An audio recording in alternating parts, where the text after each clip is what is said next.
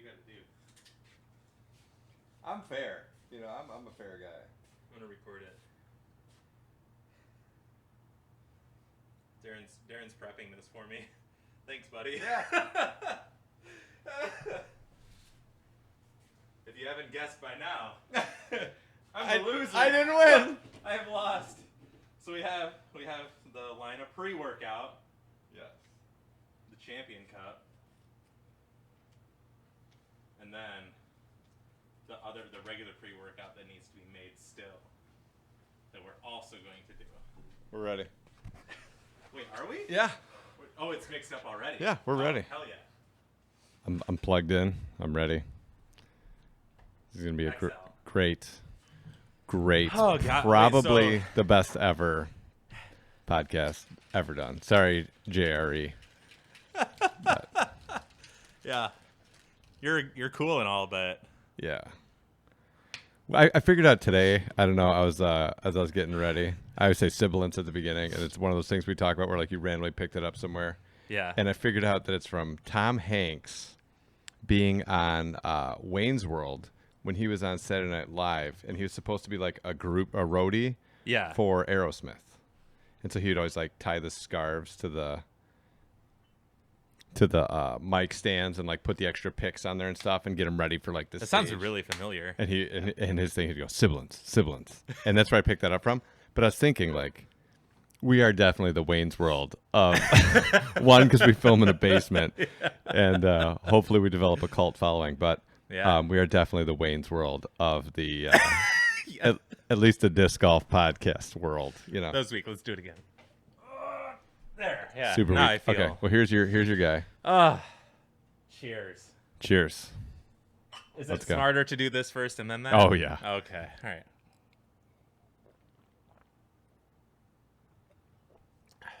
Not too bad. No. This, however. I definitely dialed it down this week. Okay, walk me. All right, so you roll the dollar bill, but Okay. so that there's still it'll act like a straw. Yeah. This is my $20 bill that I'm giving Darren because Yeah. he to, bought the to, Yeti. to split the cost of the trophy and the shirt. And then Is this good? perfect. Okay. And then you're gonna put it like to one side of your nose. Don't jam it like into your nose. Yeah. And then Hold the other nostril? yes. Yeah. And then inhale slowly. Don't like. Yeah. you're not ripping a drive. Okay. All right. All right. Oh yeah, it hurts. All right, do the other part in the other side. Don't Nico this. You only got 30 seconds. Bro. Yeah, you got this. You got this. This is not ideal. This is less than perfect. It Oh my keeps God. hurting. Oh.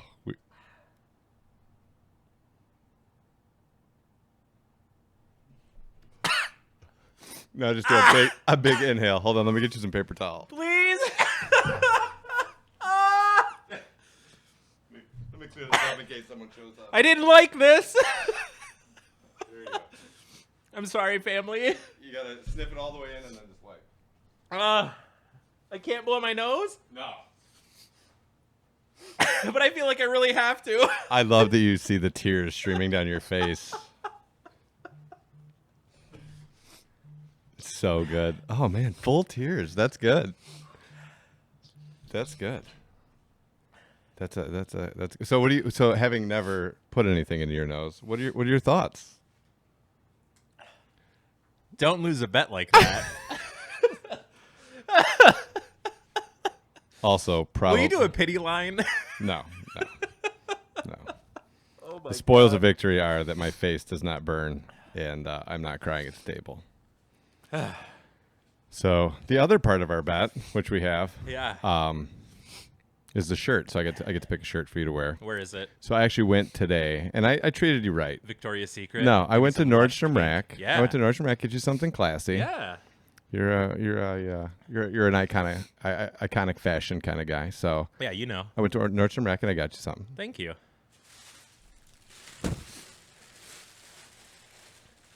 I can taste my boogers. Yeah. That's gonna go on for a while. Yeah. Perfect. So I I'm gonna can't wait.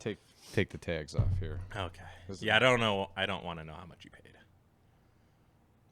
It's a gift.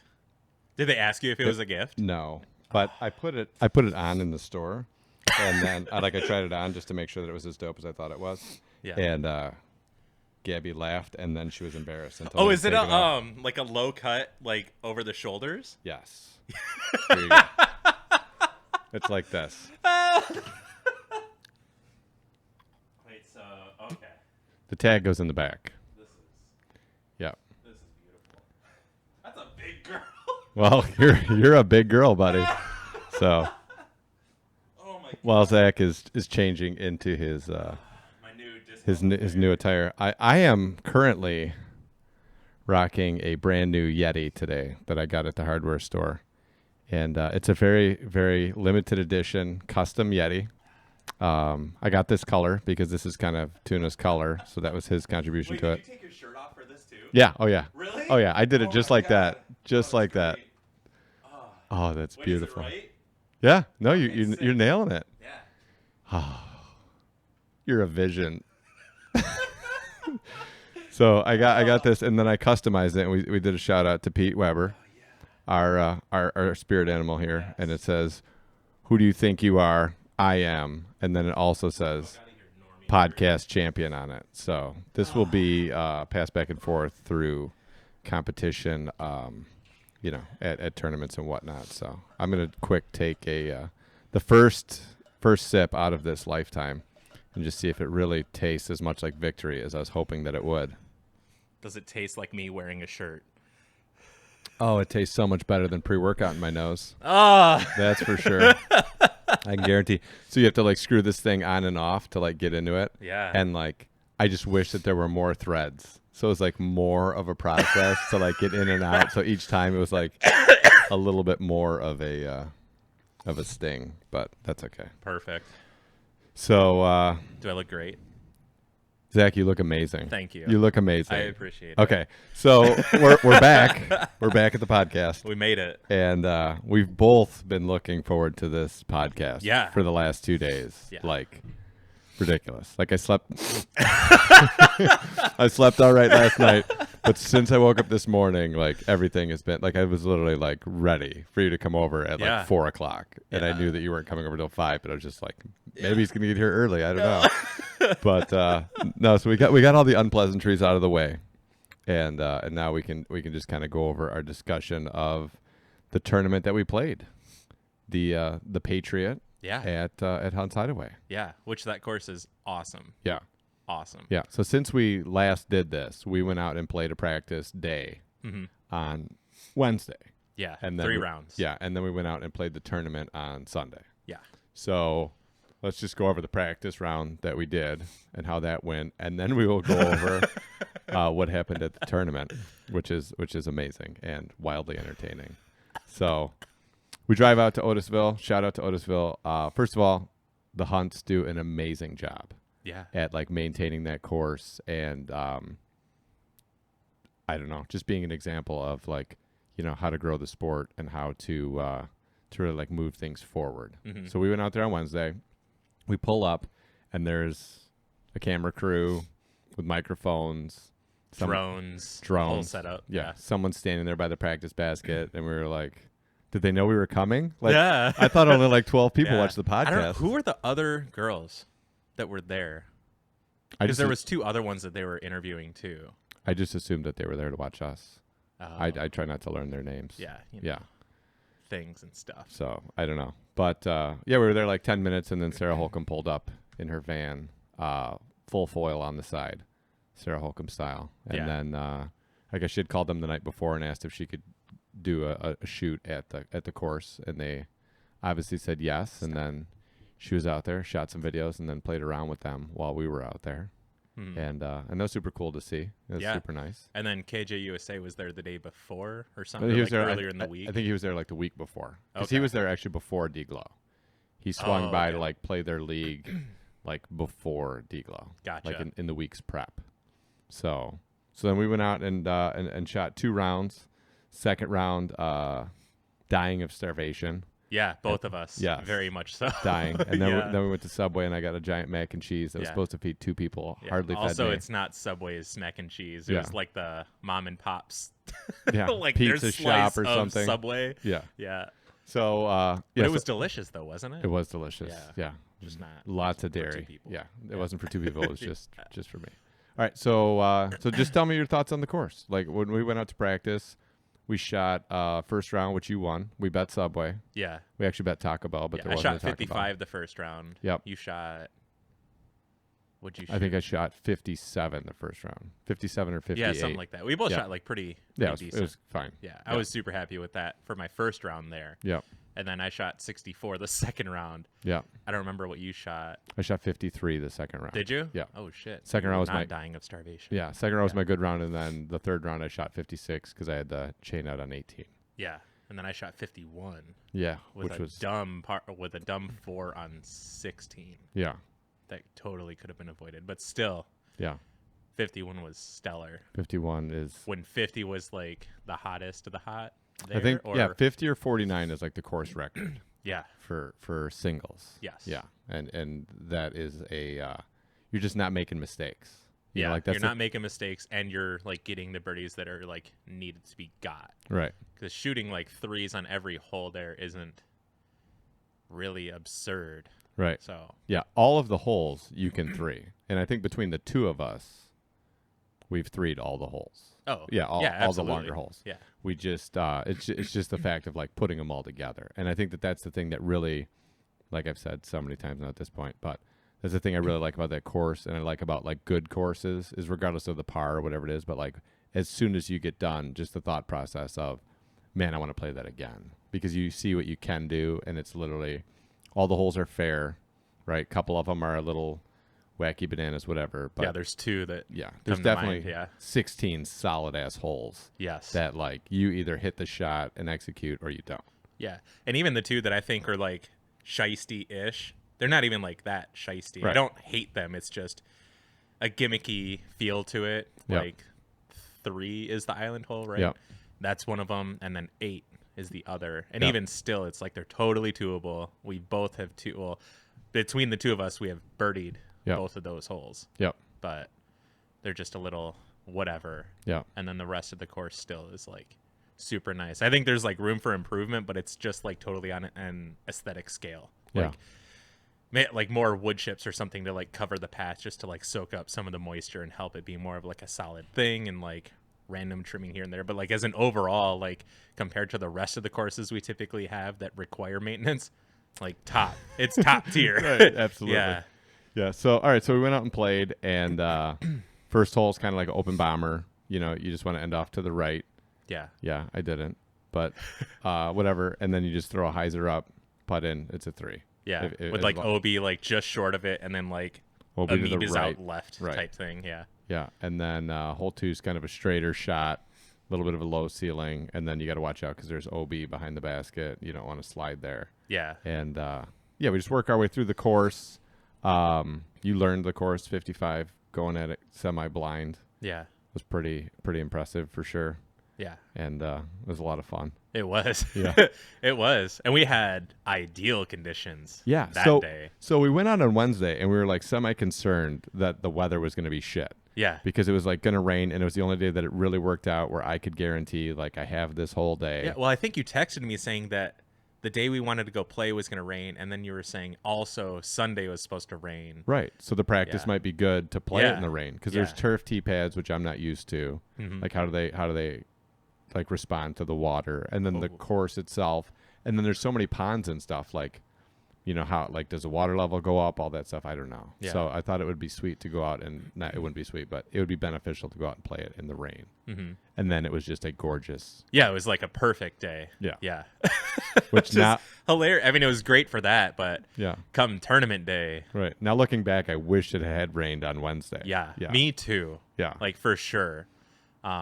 Because so if we like just jump ahead right to tournament day, Yeah. first round, get the card, you, me, John. No, not John. Josh. Not John. Yeah, Card not says John. Yeah, Real card name says Josh. and Colin, I think. I don't remember. Connor. Connor. Okay. Connor, yes. So we're all on like lead card. Oh, We start on hole 1. That's tasty. And really tasty. they probably have another lid for that's like triple long threads. Yeah. Like double So XL. it only holds like Yeah, 8 it takes ounces like of water. 3 minutes to like It only holds 8 unscrew ounces it. of water, but it's like a 45-second unscrew. Yeah. It comes with a slow-mo camera and a fan to blow your hair while you're opening it. Yeah, so we got to play together starting on hole 1. Yeah. For the the day first- was the first- opposite Yes. of Wednesday. Yes. Yeah. So we can't glaze over Saturday for tournament prep, which was an important part of the tournament prep. So we Yeah. decided that we're going to carpool. So Zach's going to come over to my house 6:30 in the morning because there's an 8:30 tee off, and then we'll drive from here. Because I was like, "What time do you want to come over?" And he was like, 8. Would you say? You were like, Yeah, I asked 8 because I'm o'clock? used to Like, check-in is like 8:30 to 9:30, Right. tee off at like 10 or so. Right. Yeah. So it's an 8:30 tee off. Yeah. So when you were like, "Do you want to come over at 8?" It's an hour and 10 minutes. I was like, "Well, I think the tee off's at 8:30." So might want to get a little earlier start than that because I would like to at least throw a couple. Yeah. So I was like, "All right, well, you'll come over at 6:30. That way, in case we get held up anywhere or whatever, we'll still have time to like grab gas station stuff and go to the tournament and do all that." Yeah. So we talked about that on like Thursday or Friday or something. Anyways, Saturday morning comes along. And I get woken up by Zach knocking on my bedroom window saying, "Hey, guy." Well, how it went was the day before I was so excited, and the day before I thought was Saturday as well. Friday. Yeah, You thought I Friday was thought Saturday. Friday was Saturday, so Yeah. I lived my whole day. Amanda did too, so we were both in the same time frame. Yeah. So there wasn't like, hey, just so you know, like today's not like tournament isn't tomorrow. Right. She knows tournament's on Sunday, and she also at some point was whatever. So I go to bed like kind of early. I get up at 5 so I can get up, shower, get all my stuff together, make sure I'm like awake by the Yes. time I get over there, so I'm not trying to wake up on the drive there or whatever. And I'm Which like, I appreciate. Yeah, I and I'm appreciate it. excited to get here so we can go play because I'm excited to go play because I really enjoy the course or whatever. So I got here like 10 minutes early. I was here at 6:20, Yes. and then Doors were locked. doors were locked, no lights were on. I was like, that's weird. Darren's usually the guy to like be up Right. or whatever. Door not, like- unlocked. yeah. Yes. So I call him again.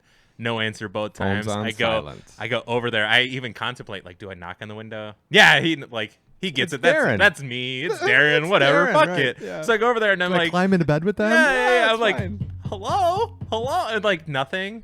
And so like I didn't want to be like obnoxious, and then I started it was like getting later. I was like, Yeah. oh, maybe he's like sleeping in. And then I give you another call, no answer. Go back, and then I'm like, hello, like I see Gabby's knee up or something. Yeah. I'm like, oh, they are there. Yeah. How awkward would it have been if we were naked? Very whatever. awkward. So she like kind of gets up. You peek up with like, I can barely see. Yeah. Like, hey, it's 6:40, and you're like, yeah. Tournament starts soon. Yeah, on Sunday. Yeah. Yeah, today's Sunday. No, today's Saturday. And as I'm like reaching into my pocket to grab my phone, I was like, just please me be right. I'm not right.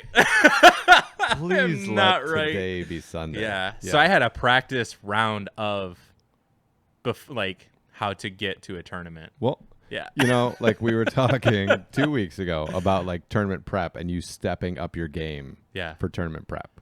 I'm impressed Yeah. that you like even went through a dry run of like getting to my house. Dude, And I was ready. your dedication to this comeback is epic. I was ready. Yeah.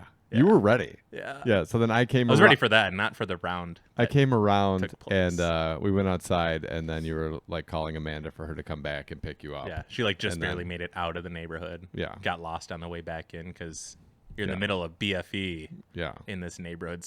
Back corner. Yeah. Yeah, but then we were just sitting there laughing, and it was a good time. I had to get Yeah. up early and we had a bunch of shit to do, so Yeah. I thought it was wildly entertaining.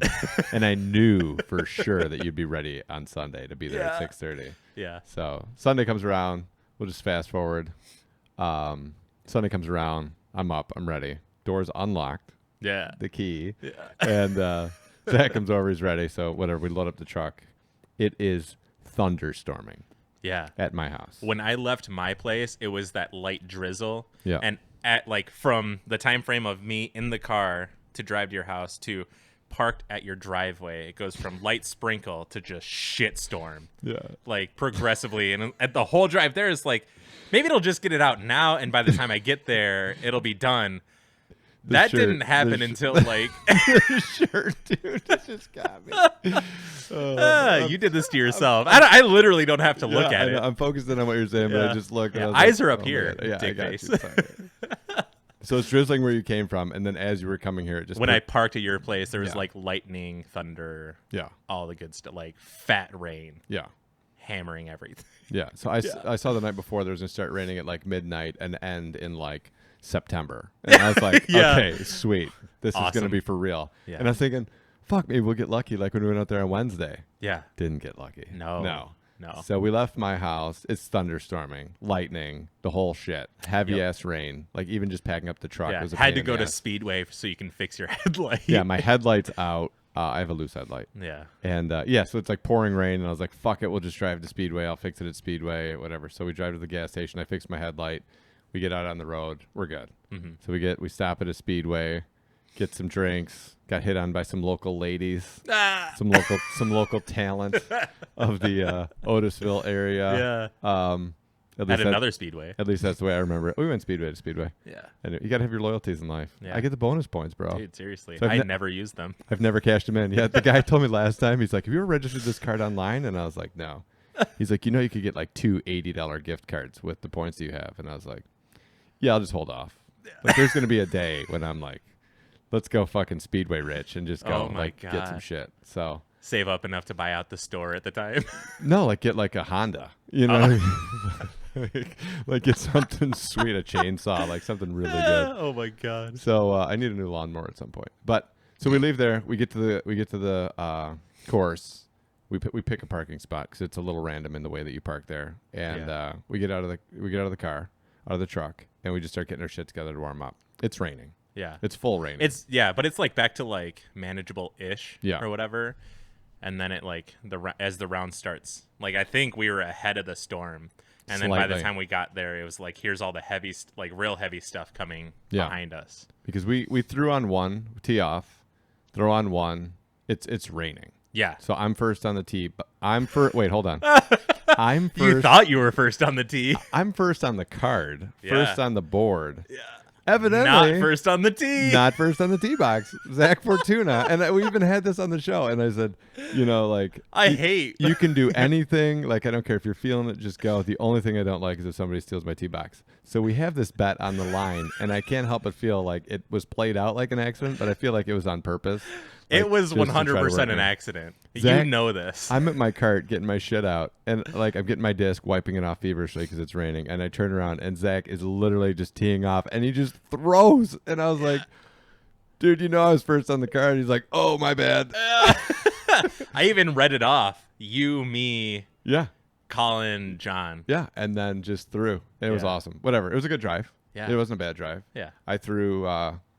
I didn't get out to the right as far, but it was weird because like I wasn't even looking. Like Yeah. it was raining, and I like had my hat on and stuff, and I was literally just like throw it out there, and I'll adjust from wherever the fuck I am because there's Right. that tree right in front of you. It's raining. Like, just get the first throw out and do it. So I ended up left of where I wanted to be for sure. Your shot was good. Yeah. Yeah. Yeah, I was happy with that. Even still doing that. Maybe there's like some weird of karma because by the end of the whole tournament, maybe that That first just shot set it off. set everything off. I really don't. I don't know. Maybe not. Maybe it did. Who knows? You can't really measure Yeah. karma. I don't think it was karma. But- I think it was just the shitty weather. Yeah. But so then I throw my second shot, don't get it out wide enough, which is evidently my new thing. Like that's Yeah. how I fuck up, is I just don't put shots out wide enough. Mm-hmm. And I hit a branch, got knocked down, ended up by that little shed, Yeah. like a little bit, like just far enough into the stops. Oh, there's a shed in there. yeah, like right there on the Oh, side of really? the fairway. There's I like didn't know that. Yeah, I was like right in front of the tiny little shed right there. So I got knocked down by a branch, and I was worried about being OB because I was like pinched off enough by the corner. Yeah. And then when I walked up and saw where I was like, oh, I'm not even close to OB. Yeah. Like, I was still like 60 feet from OB or 50 feet from OB. And so everyone else throws from their drive, gets somewhere up by the basket, closer to the basket, whatever it is. No one went OB. And then I was in the branches there, and I was like, we talked about this before, where you like line up the shot that you're gonna throw, and then like right at the last second, you're like, I got it. Yeah. And so one of the few times it ever worked out, like I was standing there, and It I like, very worked out in your favor. so I had like these little branches. There was no clear shot. So I had little branches like hanging in front of me. And I was like, the minute I like try to throw a hyzer out from here, it's like I'm going to take a 5. Yeah. Because even if I like hyzer out from here, I'm not going to get anywhere I can putt. Then I'm going to have to put one up and then put it in. And I didn't want to start with a 5. Like I give myself the mental stroke, but I'm giving myself the mental stroke from a 3. Yeah. Not from the 4. Yeah. So as I was standing there and I was like, all right, well, it's a straight shot across the OB to over by the basket. And all I have are these little like weenie branches in front of me. Yeah. So I'm just going to throw it hard to make sure I get across the OB. And then as I was like reaching back, because I was kind of like pinched in there, there's no run up, it's a standstill. But as I was reaching back, right as I went to pull through, I was like, just throw it hard enough to make sure you get across. And if you have a long putt coming back, you'll be fine. You threw that shot, and I was like, oh my God, that's so deep. Yeah, no, I ripped it. Yeah. Because I was figuring like these branches are going to slow it down and something else is going to slow it down. And it came out with some heat. Dude. Yeah, it was moving. Yeah. And then it just like straight up centered the chains and just stuck in the basket. Yeah. And I was like, got it. 3. Got the 3. Didn't get it once in the rounds that we played for warm up. Yeah. But just fucking nailed it. Yeah, it hit that basket with some aggression. Yeah. And sat. I was super happy. Because I figured like once it left my hand, I was thinking like, shit, that's got a chance. And but even then I thought it was going to like, because it was moving so much, I figured it'd hit the chains and fall out and it'd have like a drop in. Yeah. And I was happy with the 4. But then it like stuck. And Yeah. I was like, sweet. Hell yeah. Guess I'm getting the T-pad now. Yeah. So whatever. That was I thought that was a good way to start the tournament. And you got like an easy 4. Everyone else on the card basically got an easy 4. Yeah. The only person to really have a putt for 3 was I think the lefty guy, right? I think Josh. Yeah. Because he was short and then of he OB. doinked it. Yeah, he doinked it across OB. Yep. And then everybody else took a 4. Yep. So we went over to hole 2, and I had to tee off, so I just threw flat and hard, figuring that it would hit those trees and I'd have some weird putt, which I did, and just go from there. And then you threw after me. Yeah, and every time I test just to see like this is where I want to plant, and when I tested it, like my foot grabbed like immediately. I did it like once and then twice. And I was like, all right, I'm good. And then I go to throw, and it's like I stepped on a block of ice because there was no grabbing whatsoever. None. And like I felt it, but it was as I was coming through, so it was like the momentum's already like coming, and I couldn't really hold on to it, so it let go, and it turned out to be like an all right shot, but I tried catching myself with my right hand, and then that slipped like on a block of ice too, and I just kept going. Just like a whole dirt smear like down my right side. I was like, yeah, and I was so angry about that. Not that like I slipped, but that the second slip where I couldn't stop myself, so I just like mud smeared myself All the way down. That's what we call all the way down. Yeah. Did you fall down? Yes. Yeah. The whole thing. All the way the down. The whole thing. You were laid out on the ground. Yard sale. In the mud. Yard sale for Zach. That new Zach smell was gone. Yeah. So you yard sale yourself. You're laid out on the ground. But I have to say, from watching it, and I even complimented you, and I know that I was joking, but I was serious. Like, your commitment to the throw as the shit was hitting the fan was awesome. Yeah. Because even, like, it was obvious that you were going down, and you still, like, your follow-through and everything on the shot was awesome. And the shot went well. It wasn't like, as you were falling, you were like, oh, geez, and the shot, like, shot up in the air. Like, you still basically hit your line. You just didn't get everything on it because you were slipping out. But it, like, came out on the right angle, a little bit high, just not quite enough power. Yeah. Because you were going down like a ton of bricks. Yeah. And I was like, is he taking a knee? Oh, shit, no. He's totally laid out on the ground. Yes. And so that was a good a good start to the round because like we had that to laugh about. Yeah. And I think it put us in a better mood than a lot of the other cards. Yeah. Because I think absolutely. I think a lot of the other cards, after talking to like people during the break and then like posts that have been on Facebook since and whatever, I think people were like literally just completely miserable because it stormed on us definitely the whole time. Josh, for sure. He had a rough go. So I think he's new at playing open. Like I don't know. Okay. I don't know how much open he's played. But I think he was kind of newer at playing open, and I think probably had some familiarity with the course. Yeah, and was like, "Well, I'm going to go open like at this course because I know this." It course. sounded like he played it a couple times before because I remember on 10, he's like, I've played this course a couple times, and then there was times where he was asking, like, "Where's the basket again?" Yeah, Like, I didn't. Yeah, It was strange. yeah, But because he had. anyways, Yeah, I agree. Yeah. I don't know. He might have been just really baked maybe. because he looked like semi really baked. Yeah. Also, he looked really set, like a hurt puppy dog, kind Early. of. Like I was trying to talk to him on the first tee, like Yeah. introduce myself because I've never seen this guy before or whatever, and just wasn't having it, or it was either like he wasn't having it or was too tired, or I don't know. So I quickly like understood that and then just stopped. Yeah, And then other guy came over talking to him for a little bit. yeah. And then yeah. I think we're a lot though to be on a card with. Like when you randomly show up to a tournament in the fucking pouring rain, and then Yeah. like it's you and I on the card with you, Oh my and we're like, hey, blah blah blah, Yeah, hey, fuckface. you know, and like we're throwing shots and laughing and joking around and shit, and even when stuff goes bad, like we're both still like Yeah. fucking laughing and whatever it is, telling funny stories and shit. Yeah. And I feel like you should be able to jump on board with that because I mean, especially for those conditions, I legit was having a good time because of how absurd it was. Yeah. That it was just like, what are you going to do? Yeah. Like you showed up to this, you knew that there was just going to be like a chance. Like if it's raining, it could be drizzly. Like it could just be that. Right. Because the next step of that is you have a hold on the tournament because there's lightning strike. Like what is it, within 2 miles or 5 miles? Yeah. And then Whatever it is. Yeah. But the one thing that we had going for us, which at least made it semi-realistic to play, was it wasn't super windy. Yeah. Like it was just pouring rain. Yeah. But it could have been like less rain and more wind, and it would have been fucking worse. Yeah. So Or it like, could have been the same rain and all the wind. And more wind, And and then- that would be yeah. absurd. Yeah, we would have been out there all day. But yeah, I think in that set, like you're just like, it is what it is. Obviously, like your goals for the day have shifted, and now you're back more centered around the idea of like, I'm out here because I enjoy playing disc golf, and I'm literally just going to do the best that I can with what's going on. Yeah. And you can't beat yourself up over X, Y, and Z, because even just trying to execute shots at times with where you have to stand and like the condition of your discs and all of that, like, Yeah. it's just nonsense. Yeah. Yeah. It's hard. Yeah. Like, so, I mean, I did some thinking, like mental extra preparation and how I'm going to handle stuff like that before. And it's obviously I was displeased with a lot of how I was playing, but I also was still playing in those conditions how I would normally play in the ideal conditions. Yeah. And that's not necessarily the way to go, at least from my understanding of what actually happens versus what actually happens. So it's like the two same play styles, but the conditions are like polar opposites or whatever. Yeah. And it was rough. So like, I mean, obviously, I mean, you watched the first round of it. Yeah.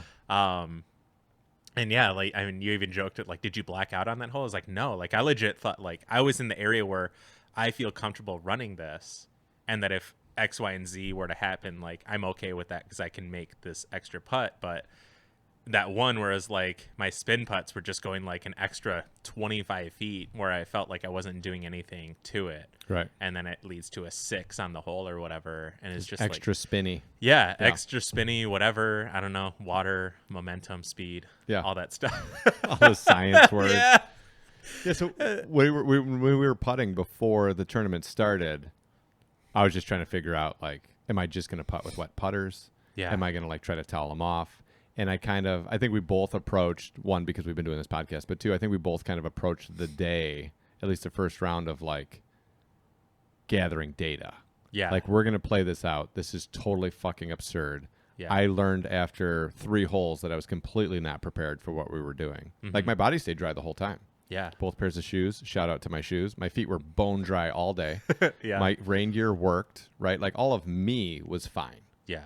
But my being able to play disc golf at the level I want to play it was like a C minus. Yeah. Right. And so I think, like, while we were out there, we were both trying to figure out, like, you were using the chalk. Mm-hmm. I used mitten bags until I dropped them in mud.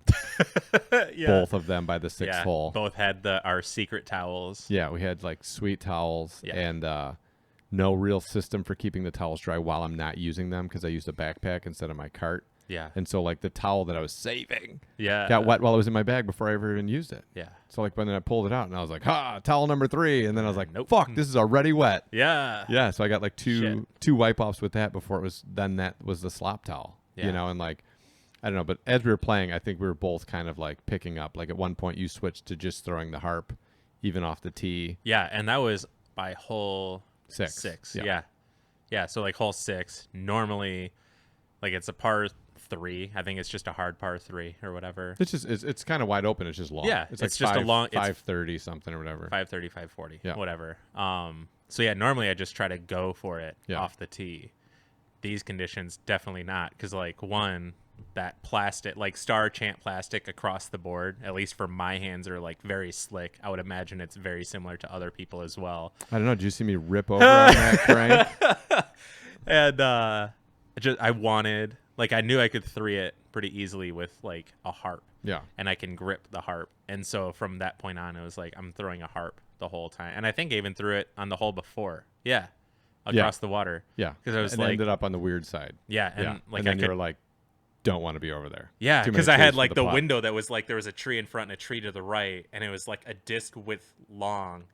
And like if it was wide open, like that should be a putt for basically anyone that's in all day. I was like 20 Right. feet out at most. Right. But either way, that's when I was like, this is all I've got. Because even when we were talking about it on the way there, it's like the one tournament forever ago, DX Gator was all I could throw. And no, going there, I was thinking like I should have prepared more to have like a rain setup, because I already knew that I wasn't ready for that in that sense. Like I grabbed rain stuff, so I was like, Right.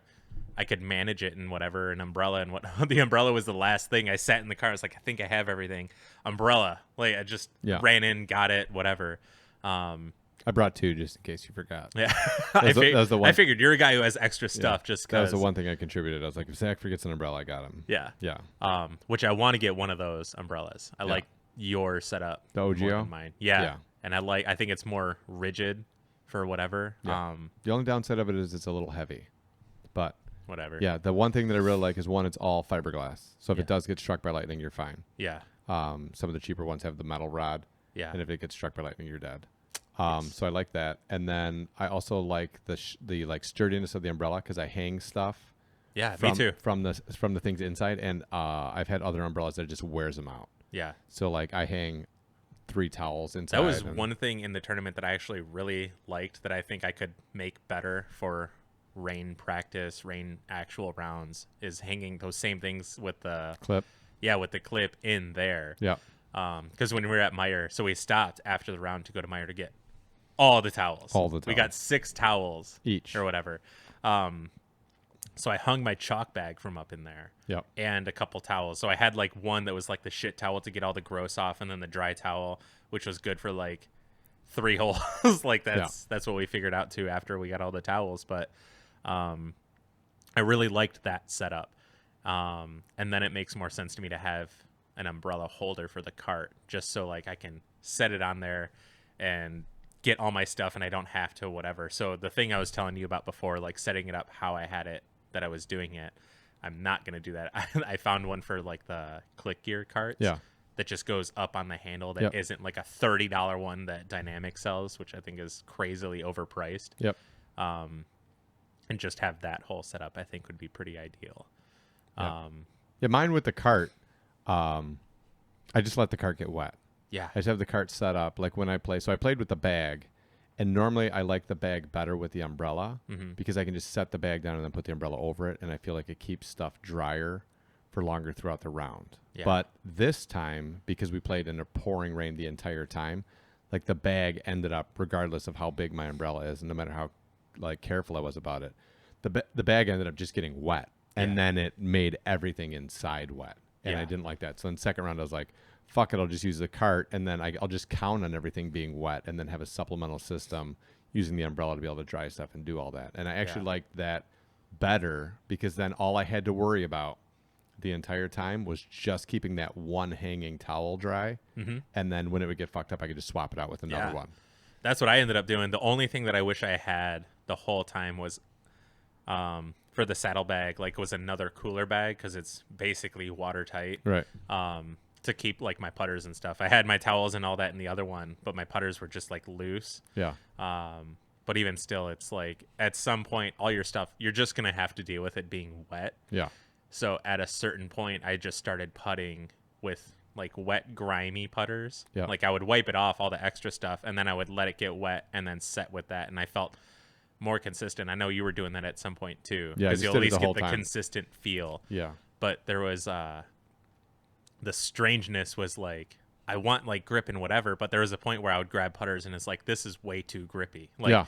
it feels like Laffy Taffy melted into my hand. Because your fingertips prune up. Yeah. And then you end up actually having more surface area grabbing the disc, and then you have like a different feel to it. Yeah. And then there were so many times I go to putt and it's like my release is way right, way right, way right. It's Yeah. like I don't and then now it's like I don't like this isn't a feel that I'm used to. Like this isn't like I'm high strung on, and I can feel everything, and you just got to trust your grip. This is an entirely different feel, and putting like that isn't, it's a hard thing. Yeah, the only discs that I had that actually had good grip with being wet were my putters. Yeah. And I just decided to just putt with them being wet all day. So at least it would be consistent and I could try to get used to it. Yeah. And it worked out all right. Sometimes it didn't, sometimes it did. But I felt like toweling them off, like I kept when I was practicing, like I kept getting different feels. Yeah. So then I'd go to like make an adjustment, and then this time it actually just came right out of my hand, and then this time it didn't, and like Yeah. so I was like, I'm just gonna play with the wet putters all day, and then they'll at least be consistent. I can figure it out from there. Yep. But we were both very ill prepared as far as like which discs should have been in our setup to play in the rain. Yeah. Because that was one thing, like I had like a little list of stuff that I wanted to talk about, so I didn't forget. Because the thing that I did, and I would like it was partially on the way to the tournament, but especially after playing the tournament on the way back and at home. Next time this happens, what am I going to do? And like one of the big things was I'm going to have like a rain box of discs where like if I could pick a disc to have at that tournament, or like a couple, would have just been like more baseline mid ranges, like a DX Rock or whatever the equivalent is, just because like I have a little more speed on something. I feel like I can throw a mid range relatively far and with control, way over my 350 with like relative control, to where like I'm not ripping on a driver in the rain, so I'm not creating all this momentum on the tee where there's like slipping. It's like I can be a little more slow and methodical on the tee, and then just hit it a little harder for the mid range, and then just get a little more travel and call that good. Because I definitely had no more than 5 discs that I was throwing like for the whole tournament because of the rain. Yeah. And like a couple of those were literally just because of the second round it stopped raining. So I was able to throw. I was talking to the girls, and it's like, this is weird being able to throw the shots that I want to throw with the discs I want to throw. Yeah. Which is hilarious, because I got a little weirded out about it, because it was like, well, I played the whole first round, like yada yada. But, game plan out the window. All that practice out the window. Yeah. I'm going to throw this disc on this shot, and then you get up there and you're like, what the fuck am I going to throw on this shot? Yeah, I'm going to throw the disc that I can grip. Right. The one that I can trust that I can throw, even though it's not what I want to be throwing. Because when you do throw that, like I was dicey throwing, because I threw PD2 off the first tee, and that was like, I don't even know if I should be throwing this, but I sent it anyways. Turned out okay. I just didn't give it all she got, because I don't want to like die. I don't want to like rip it over or have it like come way out left. I was just going to make sure to hit the line that I want with some sort of power. And that was it. And then I threw what I wanted on the next 2 holes, and then it was like harp the rest of the way or something. Yeah. So we're going through the tournament, and we get to 4, and I had a mental mistake that I don't suffer too much from mental mistakes, but we played the course. I've played a tournament at the course, and then I went out and played the course one time before the tournament I played last time. And on that hole, there's long grass on the right and long of the fairway, and there's like a little line of like spindly pine trees. And I always thought that the long grass was OB. Yeah, and this is like a placement shot type hole. It's a placement shot anyways. Yeah. There's like no way to run the so it's like, it's basically a straight, it's an L, literally. Like you're going straight, and then it goes just straight into the woods. Right. So like landing straight out is where you want to be. So I didn't want to, with the way that the disc came out of my hand on, the only other like real drive you have before that hole is hole 1. Yeah. Because hole 2 isn't a full rip. No. Hole 3 is the island. So when I got to hole 4, I was like, I didn't get it over enough the first hole. So this time I'm just going to throw it out to the right, let it kind of hyzer back, and I was shooting for that back corner. Yeah. I thought you pimped the shot too. I landed exactly where I wanted to. Even when it landed, I was like, fuck yeah. Safe. Like nailed it. Yeah. And then I walked to my bag, and then as we were walking out there, I saw a yellow rope by the pine trees, and I was like, I just fucked it up. That was a mental mistake. Yeah. 4th hole in the tournament, and I was like, all right. And then I was like, well, it's not really going to cost me. I mean, like, Yeah. if that's the worst thing that happens all day, Whatever. great. I'll probably Yeah, win because this there's thing. definitely going to be worse out there. Yeah, and with Yeah. all the water and everything else and Yeah. blah, blah, blah. I was just like, Yeah. if it was some other tournament, you know what I mean? Like if it was a tournament at Addison where like you really have to capitalize. Like if it was more of a or deuce it was die. the same exact tournament in better conditions. Yeah. Like, But that course never really plays. It never really has that deuce or die feel. And that's part of the reason Yeah. why I love tournaments at that course. yeah. Because even if you mess something up, you have to count on. Because even when you threw a 51, it's not like you hit the track dead straight like all the way through. No. Right? Like you're I still just like, played like solid all the way through. I hit the putts that I needed to make, so on and so forth. And yeah. Right. So I like that because like it's not a deuce or die. You can like put a couple shots out of position. Like you obviously can't be hitting trees all over the place. You're not going to get it done. But so at that point I was like, dumb, mental mistake. Like should have done the prep better. Should have whatever. But Yeah. that was like the one mental mistake thing that I did, and then it worked out all right. Like I ended up doing the same as everyone else on the hole. Yeah. Upshot was good, and then I made the putt, took a 4. Everyone took a 4 basically. Yeah. Yeah, and then we almost fell right there. Yeah. Right by that basket. It's real Yeah. slick. Yeah. It's slippery when dry. Yeah. Even. I almost fell on Wednesday. Yeah, in the sun. Yeah. That joke killed the girls for what I wasn't even like trying to be funny. It Yeah. was like, yeah, it's just slippery when dry, because I watched you almost slip and die in the practice round. Right on Wednesday. Yeah. So Yeah. Kevin actually ate shit there twice. Really? On the first round. Oh, yeah. God. Was he the guy who created the giant skid mark like all the way down? Probably. Oh, because his whole hip and his jacket, he said, was just covered in mud. Oh God. So he was going back to grab his putter Yeah. because he forgot it or something. So he was like running back to grab his putter and then just totally ate shit. Both rounds, I was like grabbing trees to walk and walking on the leaves and all that because I knew like Yeah. even when it's nice outside, it's slippery up here. Yeah. So, and then you threw out wide on the pond shot, and I threw the Zach Fortuna Yeah. on that one. Yeah. I was like, So I threw harp across because, again, that was like, I mean, at least I know what this is going to do for the most part. Right. I can grip it, and I'm just going to like throw it flat instead of hyzer, and I just pulled it right a little. Yep. Still had a putt. You threw. I don't remember Mr. Pink. Mr. Pink, Yeah. yeah. But you punched all the way through to the other side. Yeah. So But not too far. right You actually had a line. putt. It was a right line. Yeah. It was just like 8 feet high. Yeah. So what I was thinking is, I threw this bitch in on hole 1. I'm gonna ace this thing. Like honestly, when I was Yeah. standing on the tee pad, Yeah. I was like, I'm acing this. Yeah. Like this is going down, especially after the mental mistake last hole. Yeah. And the same thing happened. Like as I was getting ready to like pull forward, I was like, give it the Yeah. juice. And then I just pulled a little high. The line looked good. I still thought it was like going in most of the way, and then it sailed straight over the basket and went out that back. Yeah. But not too far. Just a little 20-footer coming back, whatever. Yeah, then 5, 6, whatever. Then we hit a streak there where like I couldn't get off the tee pad. Like after I screwed up the drive on 6, Yeah. I let it go. It slipped And out of my 7 hands. was gross. Yeah, 7 I threw low. I couldn't get it out, and then 8 I early released. It slipped out of my hand, Yeah. and then 9 I kind of got it back together. Like 9 I had a decent drive. Yeah. And even still you're throwing like your normal shots. So like the I same. was until 9. Once I got to Right. 9, then I was like, what disc can I grip and not have to throw very hard? Yeah. So I switched. Instead of where I would throw a mid, I threw a fairway driver. Yeah. Yeah. You threw an XL, I think, Yeah. right? Yeah. So Elite Z plastic actually Yeah. turned out for me to be the best in the rain Okay. because that's the one I threw on 2. Didn't have any problems. Yeah. That's when I threw on 9. Didn't have any problems. And Yeah. then I threw it a couple times throughout the round, and that was the one that like I could do pretty well with. Like it seemed to do the best in the rain. So, and as we go through the whole round, played out the round. It went how it went. It was a sloppy, hilarious mess. It is what it is. I fell 3 times during the first round. Yeah. Yeah.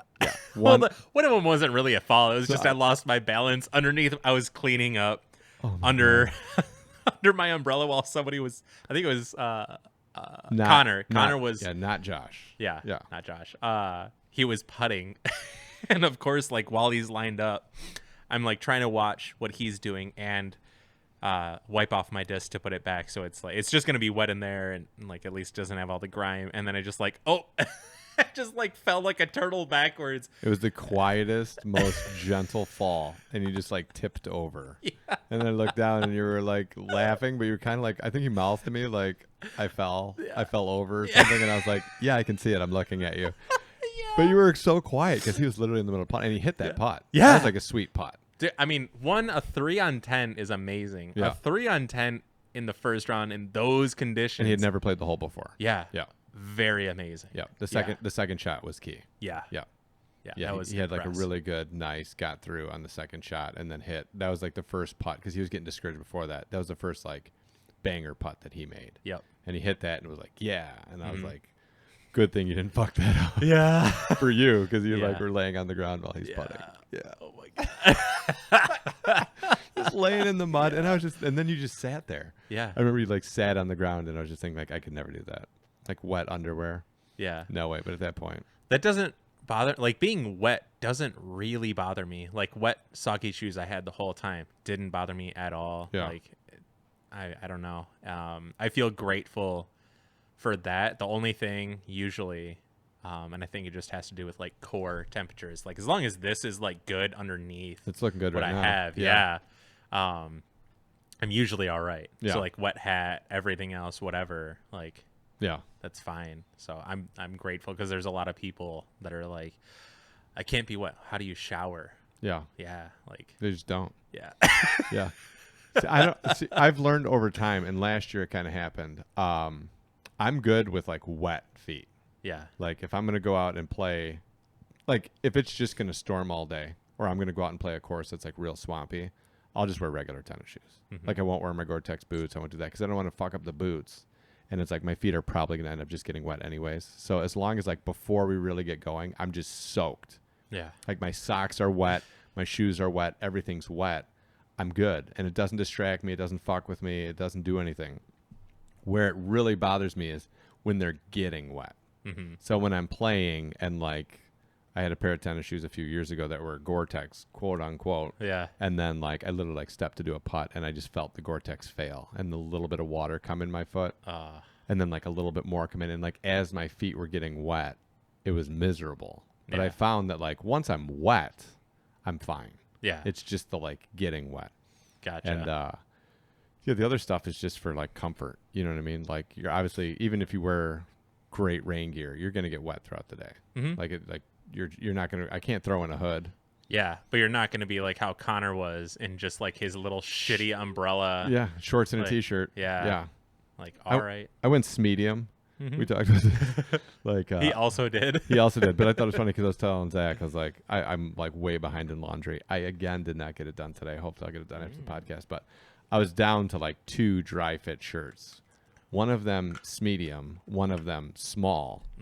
So I went with the more presentable option of medium, and I figured I'd be wearing a rain jacket all day anyways. Turns out second round wasn't wearing the rain jacket, and then I was wondering, are people thinking that I'm a medium kind of guy? Like, do they think I left the house like, fuck yeah, I'm going to show them what I got? Yeah. But I don't know. But anyway, so we finish up the round, have no idea how we did, right? Because you literally have no idea. It's hard to look at the scorecard when you can barely just write scores Yeah. down. Yeah. And what does it even mean? Yeah. Like at that point, you're basically like going to someone else's town and playing a course without a scorecard. Yeah. I guess before you disc. Yeah. And then you get done and you're like, I shot a 62. What does that mean? Yeah. Like, what's the par? Like, have there ever been a tournament on this course? Like, Yeah. what is this rated? Like, you have no idea. So we got done and I shot 63 and you shot 67. Yeah. Yeah. But again, we're just like, what does that mean? Like, did anybody shoot well? Because I was there and people shot 50s, obviously on a perfect day. Yeah. And then you shot a 51 and I shot a 53. Right. So I was 10 strokes off of that. And I was just thinking like, this could be good. It couldn't be good. Yeah. And all we cared about was like, we've got to find a Meyer so we can get towels for second round. Yeah. And we've got to get some food on board because we were just and done. make it back. And make it back. We made it back. So we get in from the first round. We tallied up 63, 67, go directly to one of the hunts. Be like, hey, is there a miter? First we went to headquarters. Headquarters. To turn in yeah, the don't scorecard. not up front, not headquarters. Headquarters. Where you can find any of the hunts and Mark Stevens, Yep. Captain Headquarters. And I was just like, there's got to be a Meijer here. Right. So when I was like, hey, where's there a Meijer around here? And he goes, oh.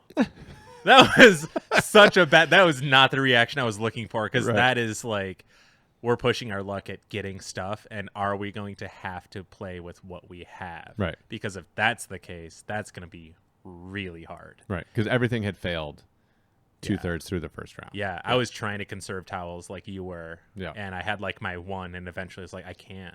I Like, found a secret one in my bag that I stashed on myself that ended up being dry, and I used it for the last like 4 or 5 holes, and it made a difference. Yeah. Yeah. Um, But it was trash by the time I was done. So Yeah. I had 0 going into the next Yeah. round. Started with good enough 4. for like wiping off the grime, but it's still wet, Right. and you're just moving shit around Yeah. at that point. So he's like, yeah, it's like 20 minutes away, 20 minutes back, X amount of time for walking, X amount of time for McDonald's. Right. And then, so we get to Meijer. We're like, It's just short of running in the store. It's 20 minutes away. Yeah. Yeah. So we're just shy of running around in the store, literally, to get a pair of socks, find the towels. We buy 6 each. Yep. So it's like a pack. So we bought 3 packs each, two per. Try to find some food. There's like a McDonald's right there. Oh, we also get freezer bags to put the towels in. So we get out. You're already like unpacking while I had to like have this violent piss. Like, Yeah. oh my God. And then we pull out, see a McDonald's. We go there, and as we're in the drive-thru, we're packing all of our towels in the freezer bags. We order while we're packing stuff into the freezer bags. We give the money to the person as we're shoving it. Yeah. We receive the food. There's floof. There's floof just floating around in the car. The nap from the towels like releases like a little bit of lint. Yeah. But because there were 12 towels being unfurled, It was snowing. Yeah. Gray snow there everywhere. was like snow inside the truck. Yeah. So we're It was just hilarious. We're feverishly trying to prep for this next We were probably round. the most interesting people they saw all day, if Yeah. not the entire day. Yeah. Like, hey, honey, how was your day? It's like, I don't know. There's 2 guys feverishly It packing was these snowing in their truck. packing these microfiber towels into Ziploc bags. Like, I don't know. Yeah. So we're racing. The idea of like preserving mental neutral during the break was totally a 0. Yeah. We were like, let's make this fucking hectic as shit. Yeah. Because really, like the tournament at that point was kind of like Yeah, and it's- also it's- we're trying to give ourselves like the best opportunity to still shoot well. Yeah. and Make a whatever. move. Yeah. Yeah. So like we're driving back. You're driving back. I'm just Changing there. shoes, changing socks, You're changing shoes while Yeah. driving, changing socks while driving, eating McNuggets, eating. dashboard covered. Do you want in, this sweet and sour? No, I'm already juggling enough over here. dashboard covered Yeah. in freezer bags Fastest- full of towels? Allegedly speeding, fastest I've ever been in the car with you driving. Yeah. Um, When we weren't behind that truck with the trailer. yeah. Yeah. Pull up. Slowly. You have to pull up slowly. We were doing burnouts at 0.1 mile an hour in the Dude, mud. I'm driving like a half a mile an hour. Yeah. No gas. I'm not hitting the gas, and even not hitting the gas at a half Still mile an hour. tailing is I'm fishtailing. Tokyo drifting. Yeah. It's so muddy. Yeah. So we like roll in. Yeah. We see no one. Yeah, there's people on the tee. On You tee- you yell out, "Hey, when's tee off? Dude, we're about to throw in like 5 minutes." Yeah. Oh, Okay. all right. I take everything. I just try, like, where can I just shove these bags so I don't have to like all the way Dropping them on the way out. Oh. And then this was even funnier. So this wasn't so bad for you because you're on the first tee, which Yeah. is like I knew I was right there. 10 feet away. Right. Um. And I was trying to intimidate them by like, I don't even need to warm up. Yeah. Yeah. Bitches. Got this. So Mark actually like, hey Zach, whatever. It's like, you're on hole 3. It's like, sweet, thanks. So I get all my stuff and I just start walking. Like, I don't want to run because Double it's island hole. to start. dicey. Right. Yeah, Yeah. double island to start. Sick. So I'm like doing like walking all the way there, speed walking, whatever. Because one, I don't want to fall. And then I'm just before one's basket. They come up on the golf cart. Here's your cart, and then drive past me directly to hole 3. Yeah, we saw them. We Yeah, saw them drive out with a cart, and RC goes, he's supposed to be blowing the 2 minutes, but he's too busy fucking around on that golf cart. Like, what's he even doing? Yeah. I was like, I don't know. Yeah, no, he was going to do it over there. Yeah. And I don't know why he went to hole 3, but like he passed me the card, and I figured he was just doing that and like heading back. And then Right. I saw he went directly to where I was teeing off. Yeah. It's like, bro, I could have like hopped up on there, Right. like Help a brother out. whatever. Yeah, Right. because it still took me like a few minutes to get all the way over there. I get there and I see it's like, oh, there's 2 chicks there. Like maybe I'm on, they told me the wrong hole, and then I realized like I was just like the odd one out to make the 3-person card. Right. Which was like, fine, whatever. This will be very lax, I feel, and I've never really played around like this, so it'll just be like a new thing. Right. And I've seen him around. I get to meet some new people, whatever. And Josh, not John, decided to call it a day.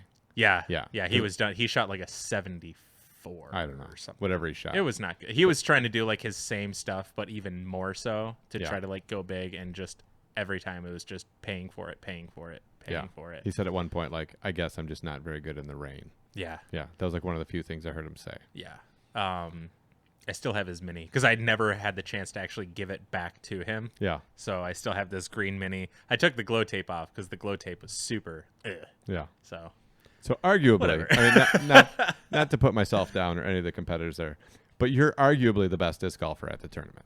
Like, Yeah. I would say, even the guy that won came over after the tournament was done and was like, I figured you'd be on lead card with me second round to be you, me, blah, Yeah. blah, blah, some other Nick people. Eastman. Yeah. And he's like, yeah, I figured you'd be on the card. And when I found out what had happened when we were totally done, I was trying to explain to my mom how funny it was. Because my mom like called me on the way home and like Yeah. she's figured out the PDGA website now, so she knew the Oh, ratings of my shit, rounds Sandy. and like how it finished. Like, it Yeah. was crazy. She's like, how'd it go? I was like, went pretty good. I was like, first round was crazy because of the rain. Second round I shot pretty well. She's like, 1,025 rated round. Like, yeah, that's pretty good. She's like, congratulations. I was like, how the fuck do you know this? She's like, I figured out how to use the PDGA website. And I was like, damn. All right. Yeah, that's awesome. So she's like, what happened with Zach? And I told her the story that we'll tell now. But I was like, yeah, it's really funny for that to happen because like you're arguably the best disc golfer at the tournament, but said rain, said whatever, Yeah. nonsense goes on, and the way that it plays out is the guy that's in last place leaves to go home because he was too whatever to finish. So then that leaves you at the bottom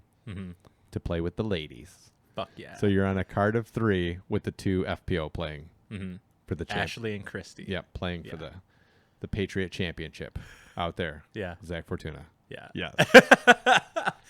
It was honest. Like playing with them was actually super nice. Yes. Not for aesthetic purposes, Yes. but just as a whole, like they had a really good personality the whole time. They're both Like, fantastic. Yeah. Yeah. Like as people, just Yeah. in general, Yeah. they were super cool to like talk with, whatever. Like we all were cracking jokes and whatever. And seeing how they could throw too was Yeah. like really impressive for what they could do. And just hearing the, not really banter, but the talk in between them and how they were taught, like their interaction is different than men's. Obviously this is a very small sample size. I'm seeing the whole field for 2 here, so it's not like I'm seeing a full card, But they're play, playing but- for $216. Like that's the Yeah. crazy part. Like, Yeah. I got third in open with whatever 16 guys or whatever it ended up being, or 11, or I don't know how Yeah. many guys there were. But third place was 100. there was I think there was 10. I think whatever it 12. was. Yeah, So whatever. third place was $150. Yeah. So they're playing for the equivalent of second place Mhm. in MPO. Yep. And they were like totally cool, totally buddies. Yeah, Playing it. Yeah, out. the whole time. Yeah. Yeah, the whole, and they were like hyping each other up, and then they were taught like, I don't know what I should. You should throw this because you throw this really well, and whatever, so on and so forth. Yeah. Yeah, it was just really interesting, but overall, just like a really pleasing thing to just be a part of, because also being on like the men's card of like whoever shot as bad as I did, Right. like I don't know where their head would be at. So I feel like because you were on lead card, that our interaction is obviously not there. So how, like, I'm just going to be in my own cocoon type Right. thing, and I'll try to like feel people out, crack like this and that there, just to kind of see what happens. But mostly it's whatever. People are just like talking about their first round the whole time and this and that and whatever. It's like, that's cool. We're on round 2. Yeah. So But something else that we were talking about though, before when you were talking about like D-Glow and we were talking about like big tournaments and who we are while we're playing. yeah, Like we're the guys that are like, hey, nice shot. Hey, blah, blah, blah. You know, like we're talking to other people. We're complimenting other people's shots. We're doing that. And we were talking about how it's almost distracting when people are like so fucking in the zone that like they don't even know you're alive. And like they're just like distant Yeah. from the other people playing.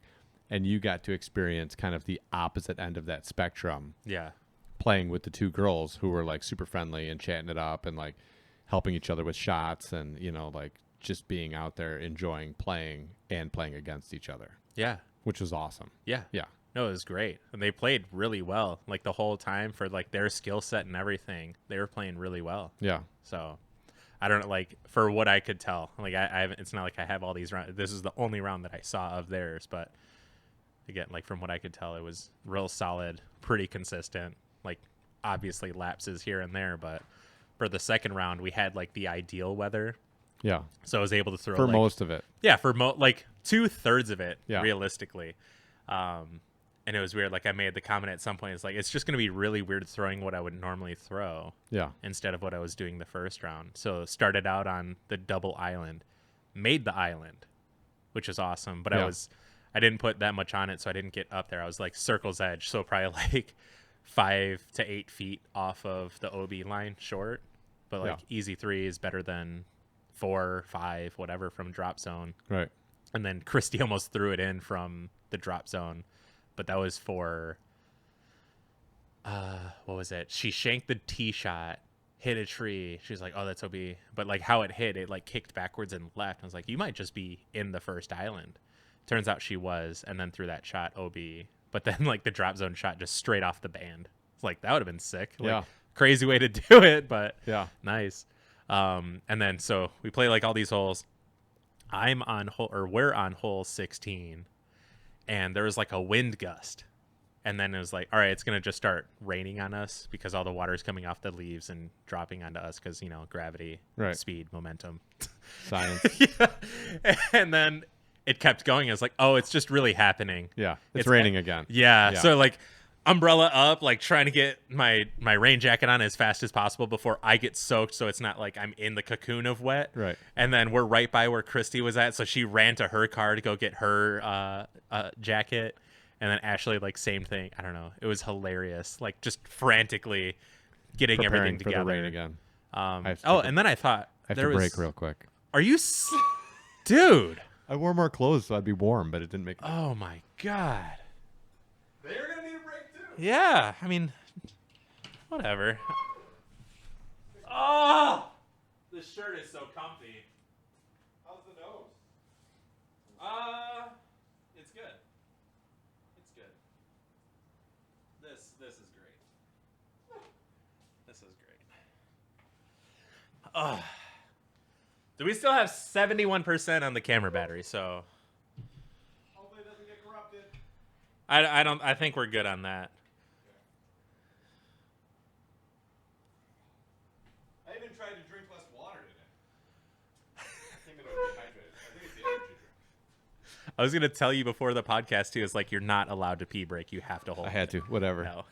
So where I was at when we were getting ready to do the rain is I was putting on the bowling hole, and Okay. I for the first time got the drive right, just through like a kind of soft hyzer with the Ringer GT, hit the ground, got a little bit of a skip because it's all muddy, and I had like a 20-footer. Put the mini down, line up to putt. Literally right as I hit my straddle, I hear it kicking up, and I thought it was just the wind or something, and then it just started raining. Yeah. And I was so distracted by like, fuck, it's gonna rain again. Yeah. I just missed left side. But I was thinking like, I'm gonna deuce the bowling hole. Like Yeah. this is gonna be a thing. Yeah. And then I didn't deuce the bowling hole. Yeah. Took the par. Previously on. Previously on every time I've played that hole. So they both got rain gear. Yeah. You realize it's gonna rain.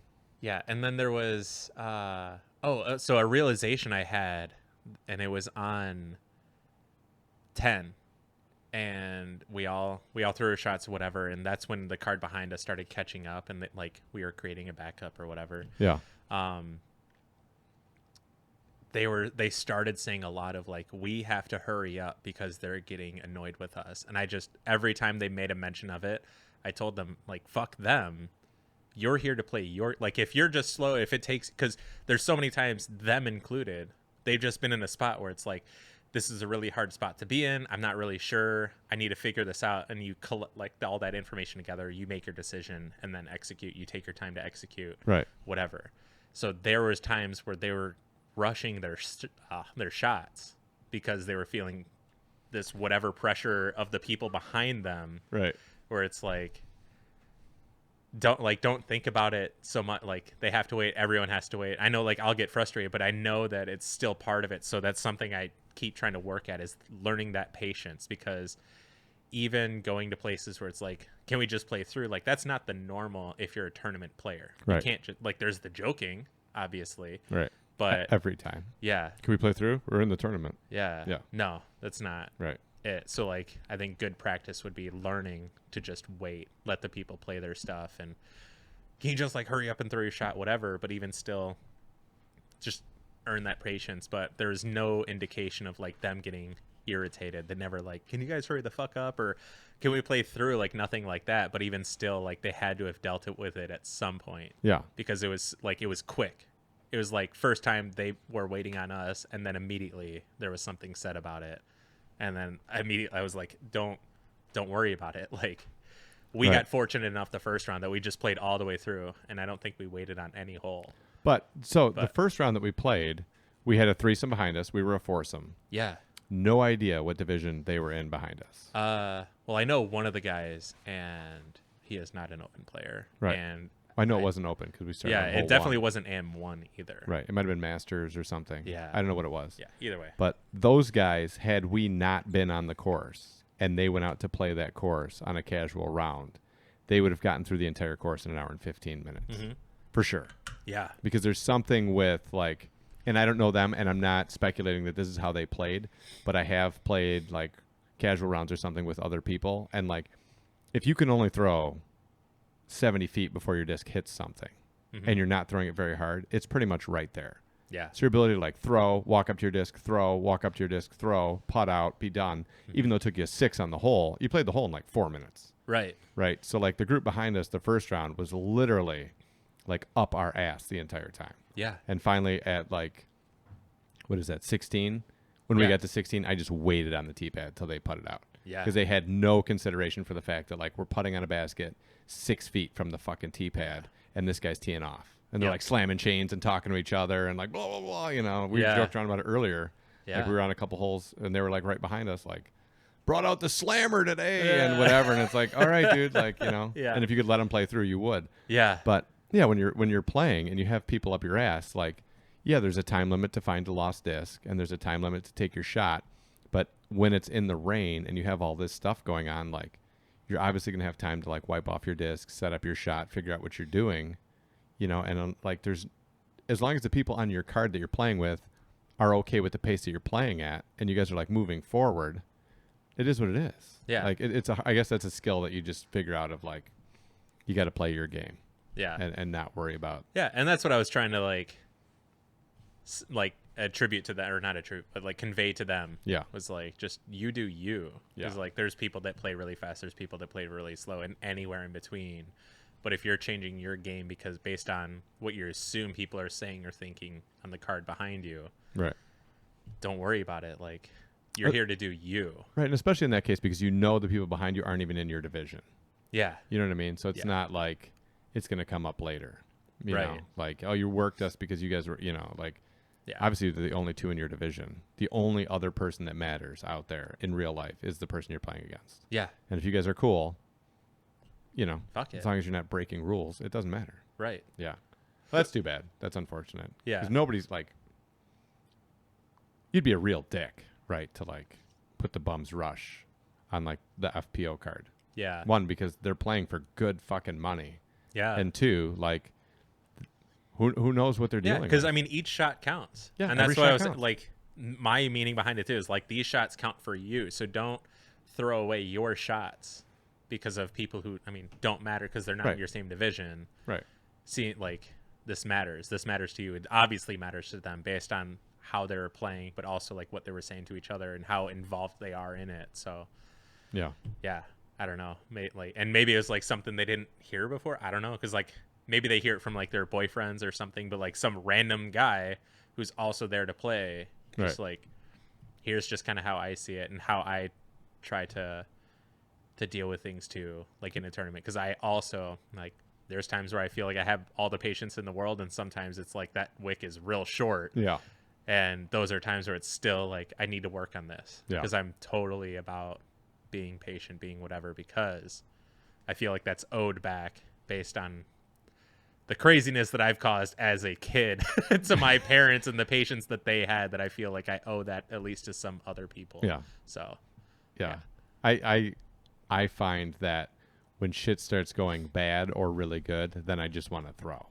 You know Yeah. what I mean? And like, it's something, and that's the difference, I think, a lot of the times between playing and shooting some crazy round when you're out playing a casual round versus when you're playing a tournament. One, the tournament, you have more pressure on you and it really counts and everything else. But when you're playing a casual round, a lot of time you can just motor right through. Yeah. So you're in the rhythm. Yep. This is my drive. This is my up. This is my putt. This is my drive. You know, and throw extra shots. Yeah. Like there's that too. Yeah. So, and the spot that I feel the most where I get really antsy to throw is always like at a look for birdie. Like I know my putt's close, but it's like a tester-y type putt, and like you just I'm wanna ready get to up go. there. Yeah. It's like I'm just gonna go. So actually, a couple of the things like you with the wanting the tee pad, and I take it from you. My equivalent is like on the putting green. Like the person who's out should be going unless otherwise. Like, do you want to go or me go? So like if you and I think we had an instance too where like we're both like relatively close, the same distance out, and like who's out, who do you want to go?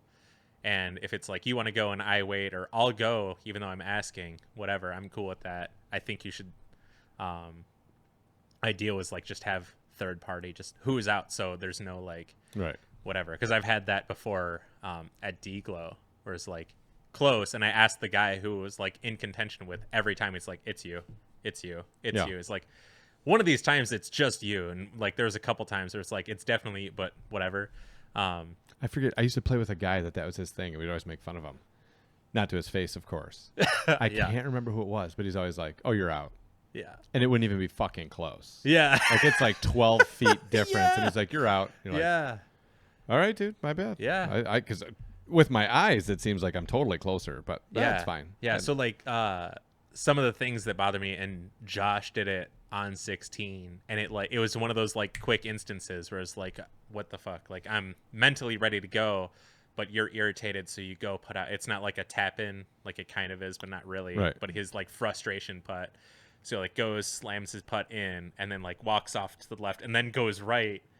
And it's like that's like kind of my thing. Yeah. So like one, I know I need to work on that too, but two, you're not out. You're not up to go or whatever. So Yeah. like I think the common courtesy within that setting is like, is it cool if I just tap out to get out of your way or whatever?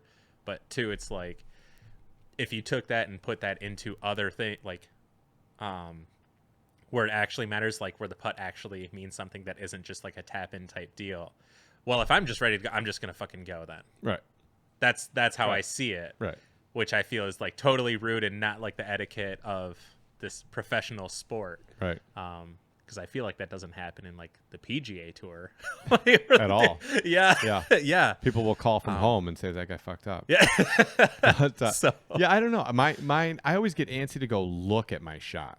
Like Yeah. that's where I get antsy. Like I forget the maybe it was my up shot on the elevated basket, the hole 7, because I Okay. douched the drive into the stuff on the left short, and then my up shot, I was a little frustrated and I threw it a little bit hard, and then I saw it like slide down, but I wasn't sure like did I slide out of bounds, because out of bounds is pretty close right there. That's where I get antsy, and I'm like blowing my nose now. that's okay. I think it's okay now. Yeah. And the other guy has to go and shoot. Just don't do it into the mic. Yeah. The other guy has to go and shoot. And I just want to go up and see if I'm in bounds or if I'm safe or not. And that's the one where I get antsy. And I try to tell myself, like, it doesn't matter if I know that I'm safe right now or not. And I just kind of have to eat that moment, wait till that guy shoots, and then be able to go up and see where my putt's at and then make the putt. Yeah. Because I find that I'm actually more successful putting the less time I spend looking at my putt before I putt. Yeah. Like the more I'm like, looking back and forth. There's the disc, there's the pin, there's the disc, there's the pin. How far is that? What like I just like A lot of thoughts start yeah, falling into your mind. yeah, like, not good. yeah. None of them good. No. And then I was just try like this year. I just try not to look at it, and then I did it last year too. I try not to look at it, and then if I do look at it, I just minimize the distance, just to put it in my head. Yeah. So like if I can't help myself, I'm like no, and then I'm like Yeah. oh, like then I'll just be in my head. I'll be like, oh, that's like 12 feet. Yeah. Even though I know it's like 18, I'll still be like, oh, that's like a 12-footer. That's nothing. Like, don't even worry about it. And then when I step up to putt, I'll like reiterate, like, that's like a 12-foot putt. Or before, I'd always like be like, oh, like this and that. What's the Yeah. angle? And what's the, Yeah. And like that'll just drive you crazy. Then when you go up to putt, your brain is just going. Yeah. Do you do that in casual rounds? No. Casual rounds, when I putt, I'm really like up until recently, I've really been just trying to like give myself the space to not putt well and just try to find my groove again. Like as I've switched putters and like everything else, like I just kind of lost it over the last week and a half, let's say. Like I feel like I've got my putting back. So Yeah. now when I go to now when I'm playing casual rounds, all I'm actually working on is that moment of concentration. Instead of stepping up and just putting, I've been trying to work on like marking my putt, setting my feet, looking at it, doing like my pre-putt ritual, concentrating on the link I'm trying to putt at, and then putt at it. Yeah. The cliche, like practice how you play how you practice. Yeah. Make those one and the same. And then I try not to beat myself up over it, no matter how it goes, which sometimes I do, sometimes I don't. Yeah. But I'm pretty successful at like, that's all I'm working on. And in that moment, usually all I'm working on is like releasing the disc flat. Like that I come straight back, I go straight forward, and then it's coming out of my hand flat, and then my hand like fully opens. Yep. And that's all I'm really thinking about. And when I go to putt a practice round, like I've tried more recently, like as long as I'm over 10 feet out, like I try to do a real putt instead of just like throw it into the chains and move on, whatever. The pelvic thrust putt. Yeah. But, that putt. Yeah. Yeah. But I try to like actually do the deal, you know, even when I'm like I practice putted today, you know, and I threw like from some distance to try to work on like a little bit of footwork stuff. And then I threw them like near the basket. And then even when I was picking those up, I tried to like go through the thing. And I think that helped me a lot at the tournament in terms of like, you know, meditation takes a long time to get really good at. Like you can't sit down and meditate for half an hour. It takes you like a long time to be able to like actually Develop. get in that zone. So I Yeah. feel like every time I putt, I try to get a little bit better at like really actually focusing in. And that's why when we play casual rounds, a lot of time I wear my glasses. Okay. Because wearing my glasses actually helps me focus in on my putt better because I can see the chains in HD. Yeah. Where when I play around, it depends. The glasses can be a little bit of a hindrance because it makes my face hotter. And like it's one more thing to have to keep track of if it's raining or whatever it is. So when I play, I'm still focused in as much. I just can't see the chains as clearly. Yeah. So, but I still like, you know, I'm pretty focused into like where I'm shooting. Right. But yeah, and then during a practice round, like I really don't care who putts when or whatever it is. you Yeah. know? It's much more lax for sure. Yeah. Yeah. So, all right. So the tournament as a whole, first round was absolutely ridiculous. Yeah. Second round, I shot a 53, which was what I shot in practice. Yes. And was my goal, right? Yeah. Like when we talked about like, what's your goal to shoot? And I was like 53. Nailed it. And I hit the thing. It was weird though, because when I hit the 3, when we played the 53, when we played the practice round, I felt like I nailed it. Yeah. I was like, that was a good fucking round. When we got done and I hit the putt on 18, I was like, that Fuck was a yeah. good round, right? Yeah. Like, when I played this and I finished at 53, I hit a flat spot. So like I did really well on a bunch of holes, whatever it is. And like there's holes that I could have done better on, but I totally also had a flat spot. So when I got done, like I did shoot a 53 and I was happy about it, but then I was even more determined of like, I just want to play again. Yeah. Because if I could just do what I did and not hit the flat spot and make a couple of adjustments, like could I break 50? Yeah. And I was like, yeah, I think I could, you know. So like next time, there's a tournament out there at the end of the month that I'm going to go play. And What tournament's that? Heisernaut? Oh yeah, that's right. Yeah. Yeah. It's like at the end of the month. So I'm going to go out there, and that's my goal. Like I'm going to change my goal from 53. Because I did 53 in 4 holes of full rain, 1 hole of starting rain, Yeah. and wet, shitty conditions. And I shot Right. a 53. So I'm thinking, like, if I could clean it up, not get my drive on 1 over to the left to pinch me off, and, like, take a 3-on-1 the real way. Yeah. Not the nonsense way. Yeah.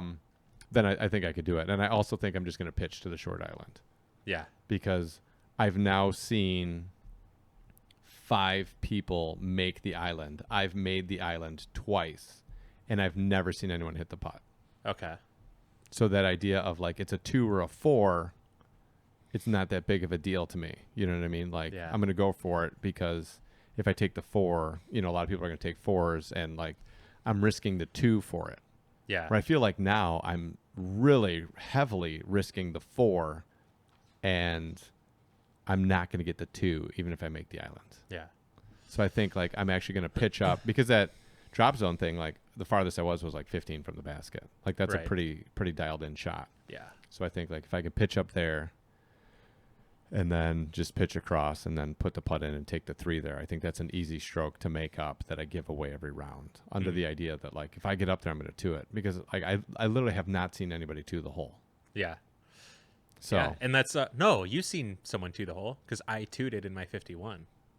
Maybe not in the tournament, but you did see me to it. okay, Yeah, I blacked it out. whatever. I don't. When I lose, I just I try to bury it in that box. Yeah, I was like, I don't know, call it 15.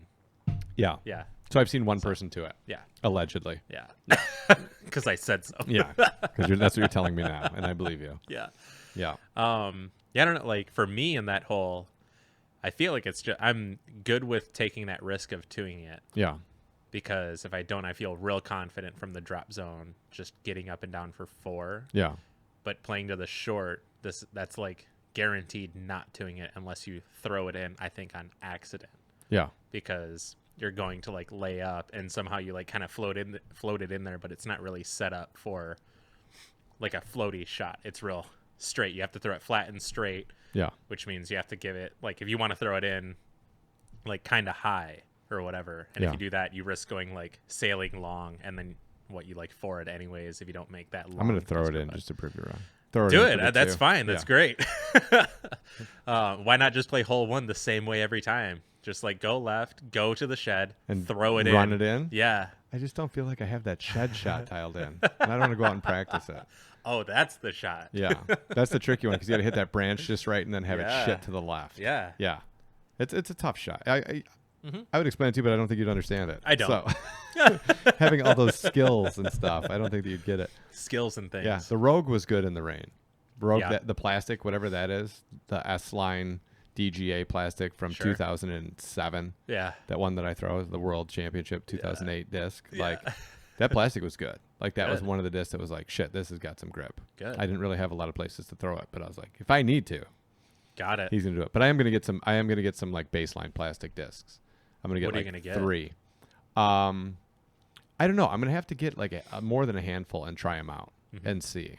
But like something equivalent to, I don't know, maybe stuff that I don't actually throw, like an Undertaker. You know what I mean? Like I think an Undertaker's a real kind of all-use disc. You know? I like them a lot. Yeah. Yeah. And I don't really have space for them in my bag regularly because I have other discs that I can do the same thing. Like I can throw Undertaker far, you know, and it's like predictable, but it's like a little bit touchy. Where I feel like the Pipeline, the stable one that I throw, the sparkly one, like I can't quite get it as far as an Undertaker, but it's really close and it's much more predictable to me. The Okay. way that I throw it and like what it is, I feel like it's much more predictable. Gotcha.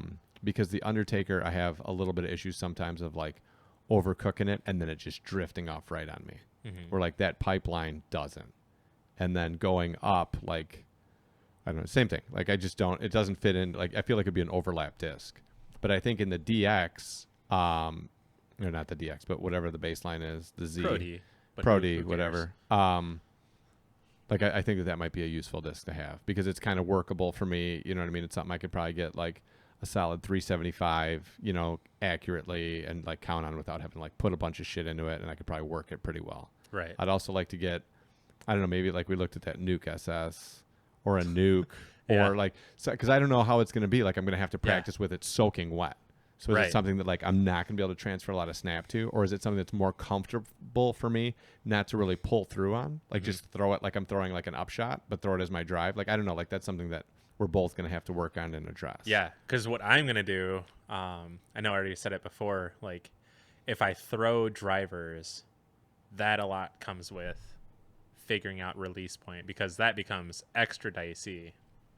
Like, I mean, even with it dry and even like the top guys, still it's like they have to hit this and it can still be off. And that's with like the ideal conditions, ideal Yeah. hand feel and all that. So now you're taking it into a different environment entirely and just seeing how that feels. So like literally I'll go to a field with like a bucket of water Yeah. and just me dip too. my hand and disc in there and Yeah. then just throw it like that. Or I could hose you down while you're throwing. Whatever. Yeah. In the shirt. Yeah. In that shirt.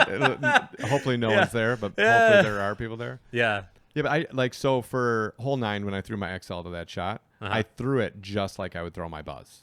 Okay. Like I didn't throw it like I would throw The a XL. driver. Yeah. So I threw it just like I threw my Buzz. And I think like that's why I'm thinking like Undertaker, maybe something even flippy on like the high speed end, and just throw it like I'm throwing a comfortable upshot, not like I'm driving, Yeah. and see like how reliable they are and then like what kind of distance I get out of them.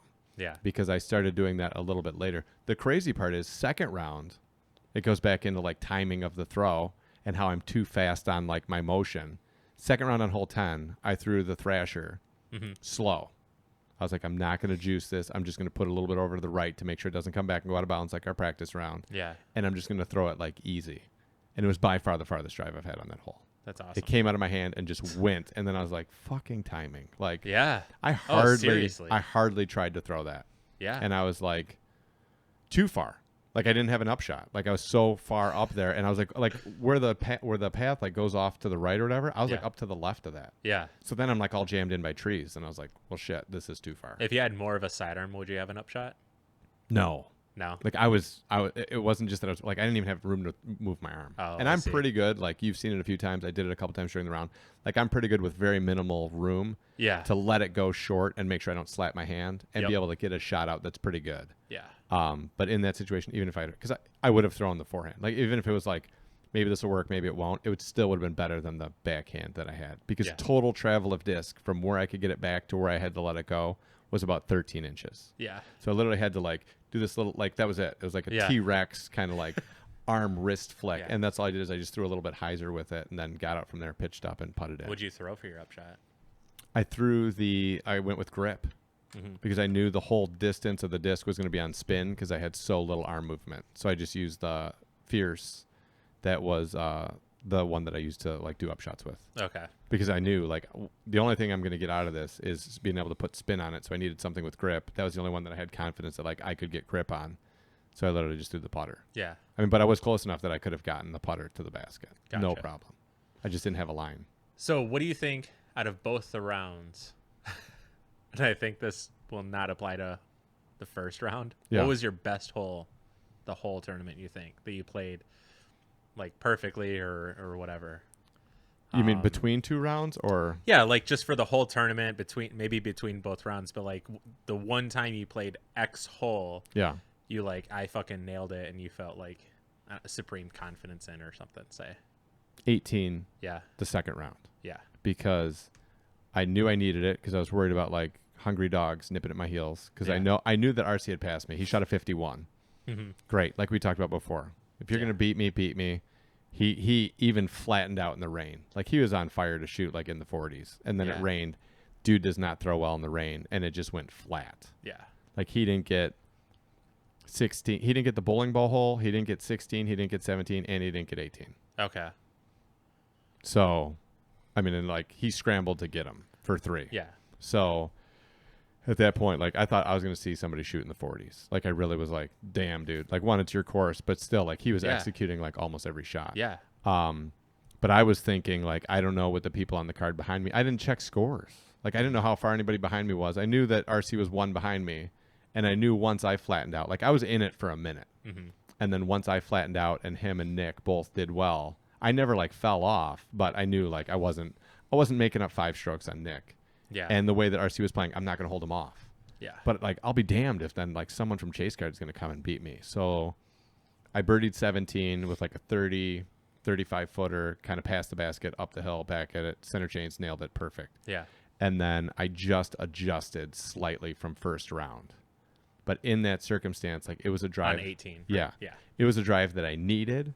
It was a birdie that I really, really like wanted to get. And I felt like there was a lot, I put a lot of pressure on myself in that moment for that drive on 18. And the other people on the card did not hit it.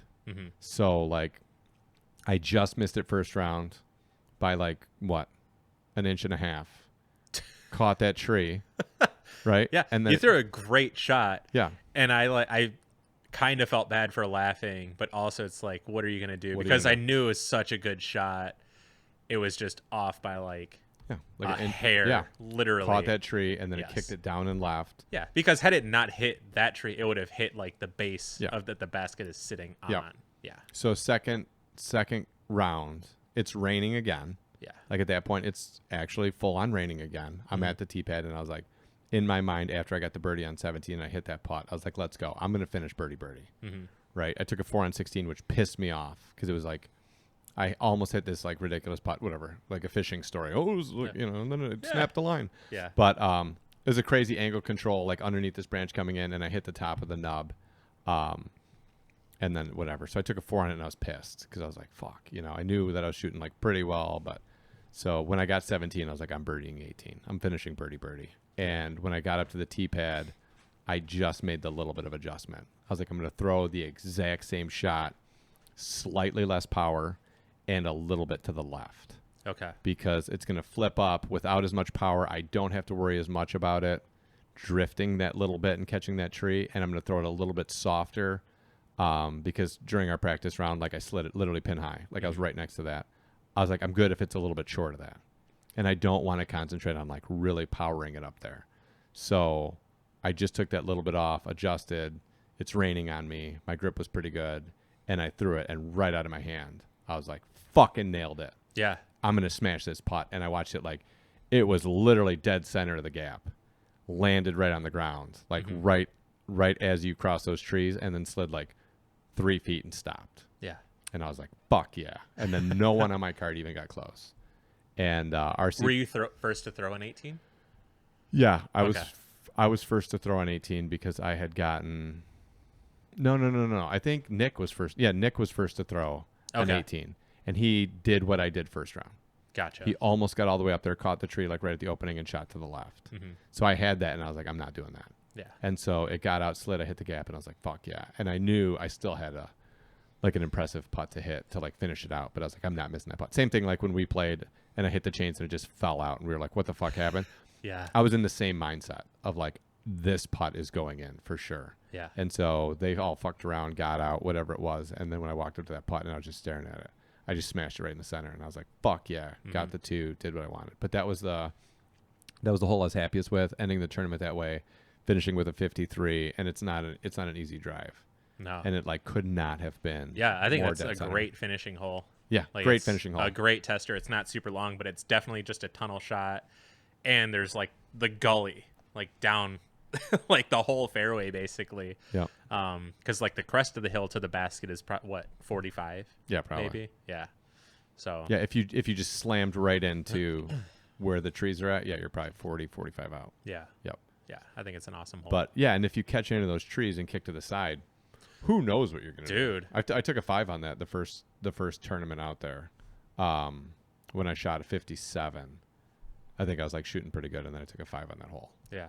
and finished 57. Yeah. But I mean, even still, so the first round, was it the first round or one of the practice rounds where you kicked off a right? That was the practice round. Practice round. Yeah. I shot 56. Yeah. And then like you got an upshot out from there to have a putt, Yeah. and then that one spit through. Yeah, that was the one that I just smashed in the middle. Yeah. And you were like that "Yeah!" was And super then it hit the impressive. ground. Yeah. Yeah. That putt was. RC did the exact opposite of that. Hit a tree, kicked left a little low, but a little deep into the shit on the left side, and then threw some crazy forehand hyzer lucky just to try to like get it out. Yeah. And he was like 15 feet out, 20, Really? 20 feet out from the pin. Yeah. Nice. So any hopes that I had of holding him off. Not that I was cheering against him in any way, because I was like psyched for like the score he was going to put up. Yeah. But Nice when, shot, dude. Yeah, when he got it out, I was like, All right. he passed me. Yep. Like if that hyzer would have like hit something, I would have been like, then who knows if I would have made my putt? Because at that point I would have been like, this is probably for second place. Yeah. You know, I don't know, because I knew I didn't make up 5 strokes on Nick. He shot pretty well. He shot a 54. So Yeah. So what did you have a hole, or is this something that sticks out in your head where you were like, I really played that hole well? Not really. Like the whole time was very because the second round became, I'm not sure what I'm doing, kind of like not in the sense like why am I playing disc golf, but it's I just played the first round of like playing one disc challenge basically. Yeah. And now I get to throw what I practiced, which was nice, but even still you're kind of in the middle now. Yeah. You're not like on this, I'm doing what I practiced and whatever. It's easy to fall into just throwing shots at that point. Yeah. I mean, I felt good because I was driving significantly better the second time around, but I got more into my head of the perfection, but on the opposite side as well, was I wasn't fully envisioning what I was trying to do. Yeah. I only saw like the start and barely the end. It was like kind of a haze, Yeah. say, and then like the middle was just like missing. So like the flight of it going there was like, I don't know. Like I have this disc and I'm gonna throw it on this angle with like X power and then nothing. So Like, that was that's what you just described is exactly what I mean when I say you're just throwing shots. Yeah. That's where my brain goes. Yeah. I'm like, I'm going to throw this angle, Yeah. this hard, Yeah. and I know where I want it to go, but I'm not seeing the flight. I'm not like looking at something specific. Like I'm throwing right at that thing, doing this. This is what I want the disc to do. I'm like, Yeah. this is what I'm going to do. Yeah. So, probably my best tee shots, honestly, were probably like 7 and 8. So like 7, and they're like just little derpy holes. Like I Yeah. think they're like the one we talked Seven's a earlier was great like, shot, though. Yeah, I 7 love is that awesome. shot.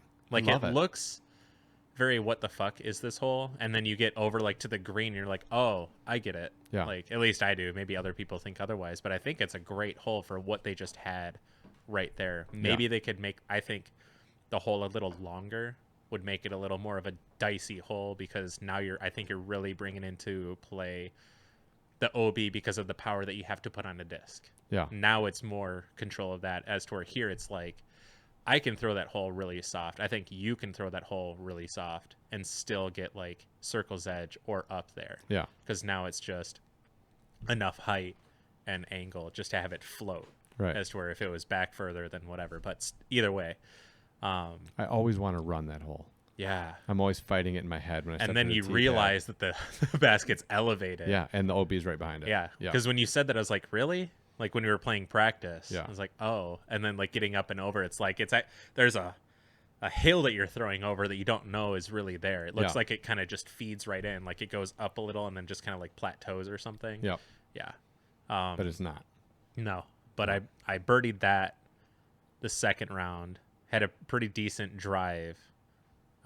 It just kind of leaked left a little. Yeah. And I had like a little tunnel window that was like pretty wide open. I was close enough to it to where it's like I'm for sure just running this. And I had the same thought, like this is just going in. Like I'm just gonna force it to happen type thing.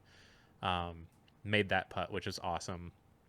And then the drive on 8 was my best drive ever. Yeah. Playing that hole. How'd you do it? I threw a harp, but I did exactly what you did. I didn't try because the hole's a question mark, like literally, and I threw the harp just flat up high, and just like I hope to get through. Because Right. like even the left side, if I'm up far enough, I feel get out. pretty comfortable at just getting out because I feel okay with just throwing a roller through there and just hope for the best kind of thing. Because that's really all that is. Because Right. there's so many. Fingerlings in your Yes. way. Yeah. And then the next one, I'll go first on this. What was your worst hole there? My worst hole was for sure 11. Yeah. Not only because I took a 9 on it, Yeah. but also because I took a 9 on it Yeah. for how I played it. And Let's walk through it. yeah, so off the tee you throw. off the tee, Yellow Mercy. Yellow Mercy. Perfect. And I throw it like that tee shot is very reminiscent of One at Toboggan. Yep. And I related a lot of it to Toboggan because that was the last tournament that I played and whatever. So I thought I hit it real well, and then it started like fading really hard right. And like the girl's like, oh, like nice shot, whatever. And I was like, we'll see. Like I wasn't trying to be a dick. I'm like, oh, like I thought it was no, like there's OB right there, so Yeah. we'll see. And they're like, oh, I didn't realize, whatever. So for sure I was OB by like 5 feet like into it. And I was very pinched off of like the opening. So if I wanted to get to the opening, I would have to basically throw backwards and kind of around, which I should have just done anyways, because the other line was a much smaller window and I'm not really gaining anything. Yeah. So I do that anyways. I'd go like sidearm harp, like through this gap. And as long as I hit this gap, I'll be good because I'll be like up there and I'll be like up the gap and I can whatever. So, I mean, maybe debatable because maybe I should have just thrown it differently because I was trying to get more up the fairway than really I should have. Take your medicine. Yeah. Right. So I threw that shot and then it didn't cross inbounds at all. Yep. Like doinked off a little branch that just like redirected it super hard. And it's like, wow, that was a much bigger branch than I thought because it looks like this. Yeah. But whatever. So I'm even closer, more pinched off, and I'm just mad that I kind of did that. So I was like, let's do it again. Yeah.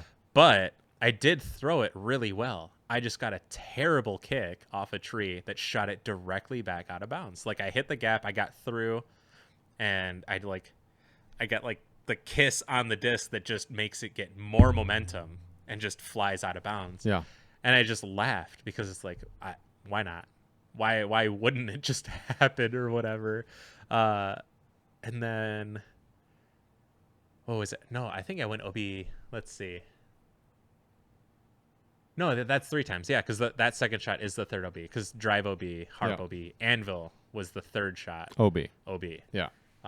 Then I get up there. I throw. What I throw? I threw backhand with a mercy. Just like up high. Just kind of like let it float up there. Kicked a tree. I was like, all right, here we go again. But it just like kicked and dropped it. And then splashed out. So I was like, I counted it up as I'm walking up there. And I just started laughing out of nowhere. They didn't say anything. I was like, why the fuck is he laughing? It's like, I have a tester putt for an 8 on this hole. and I go up there and I'm just can like, I save the 8? yeah. I Great go up there. save. I'm just gonna like force this in. Like I felt really good with my putt. It was just Yeah. like all day long though, for sure. My putts, even the ones that I made, besides maybe 2, Yeah. were all like center left. And even Yeah. still, it's like with the conditions, it felt like that's way more prone to just be kicking out because the chains are soaked and not grabby. But so I hit high. You had that one that just spun in the chains. Yeah. Earlier. Yeah. That It was one of the cooler putts that I can remember. Yeah. Like going into the chains, and as it's in the middle of the chains, I can see it rotating or whatever. So for this putt for 8, high, center left, just right out. Again, I just laughed. It's like sick 9, bro.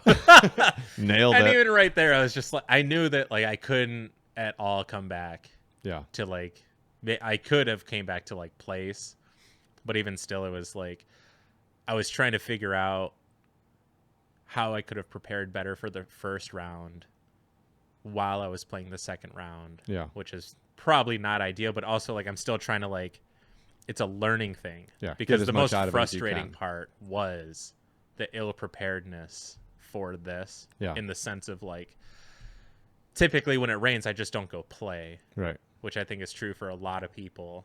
So the next times that it does go play and whatever, like, or rain while I Yeah. want to play, I want to go play. Yeah. Or if we know it's going to rain all day, just go and play. Yeah. Yeah. Exactly. Just do it. So We that's could go play anywhere and just rock straight through. yeah. Yeah. So that's my plan for that at least, and Yeah. then also still getting reps in while throwing wet discs, because Right. that was like my main focus, and trying to just like have fun. There were like instances of like kind of screaming on the inside, but again to the sense of like I'm just not prepared for this here. Right. Like I know like what I shot, I feel really doesn't reflect how I did. Again, like even in practice rounds, I'd shot my 2 worst rounds Right. there, and my best 2 rounds were significantly better. Not like, oh, I shot worse by a couple strokes. Right. So Yeah. We showed up to like a knife fight with a spoon, and at that point, like your spoon was like metal. Mine was like, you can't. Well, yeah, Paper but I mean, mache. just like preparation Yeah. for like actually shooting what we wanted to shoot, yeah, and yeah, then you can't just get pissed at yourself that you keep getting stabbed. yeah, Because you're like, I literally just brought this spoon. Like at some point, you just have to be like, I'm here with a spoon, right? Like maybe you try to block this shot. Right, He's like- like, I'm just gonna stab you over right, here. maybe I instead. can Yeah. snap someone in the back of the hand with the spoon. I know that'll hurt, but there's not much you can do. I don't know. My worst hole. I know where I got the most pissed off at, and Where's I got that? the most pissed off at. Hole 1 first round. No, Oh, hole 1 first one was pumped. That's right, suckers. I was talking about stealing your pad. No. I thought it was funny. I thought if everybody steal my pad, it being you was the funniest thing. And I was like, that's how we're going to start this fucking shit show. But I think the hole that got me the most mad was my drive on 8. Because, First round. yeah. Second. Okay. Yeah. Because that was 3 in a row off the pad that, like, I just couldn't get anything into the disc. Yeah. Like, all 3 of them slipped out of my hand. All 3 of them I was worried about the T pad and, like, how everything's going to go. And I was so concerned about all of these distractions that, like, I just didn't throw the shot. Mm-hmm. And then it translated to, like, all of them just being short left. But short left on 8 is a big problem. Yeah, that's rough. Yeah, I took a 4 on that first round, and like that was the point where I just got pissed, and then I was like, I'm just gonna start like changing what I'm throwing and try to do like a different approach. But that was probably the most frustrated I was all day. Yeah. I also did not like taking a 4 on 16 the second round, but that hole, you know, it'll do it to you. Yeah. It's not that crazy of a hole to take a 4 on. No. You know? And the mud there, like the whole ground, I don't know if it's made with like a mixture of like Ice. Vaseline and Yeah. ice. I was like- actually I was actually impressed with the amount of water that the ground ate up, Yeah. because I was expecting it to be much worse. Okay. Like the mud is very slippery. Yeah. Yes. But the amount of water like on the surface was much less than I thought, because they did get 2 inches of rain overnight, Yeah. and there wasn't really a lot of standing water No. at all. So yeah, I that think was pretty one impressive. had the majority of it. Yeah. Yeah. Yeah, which wasn't too bad. And then Oh. the tee pad over by 2 was dicey, and then 4 by the basket was dicey with like just Yeah. pure mud. Yeah. Yeah, but besides that, there were like some.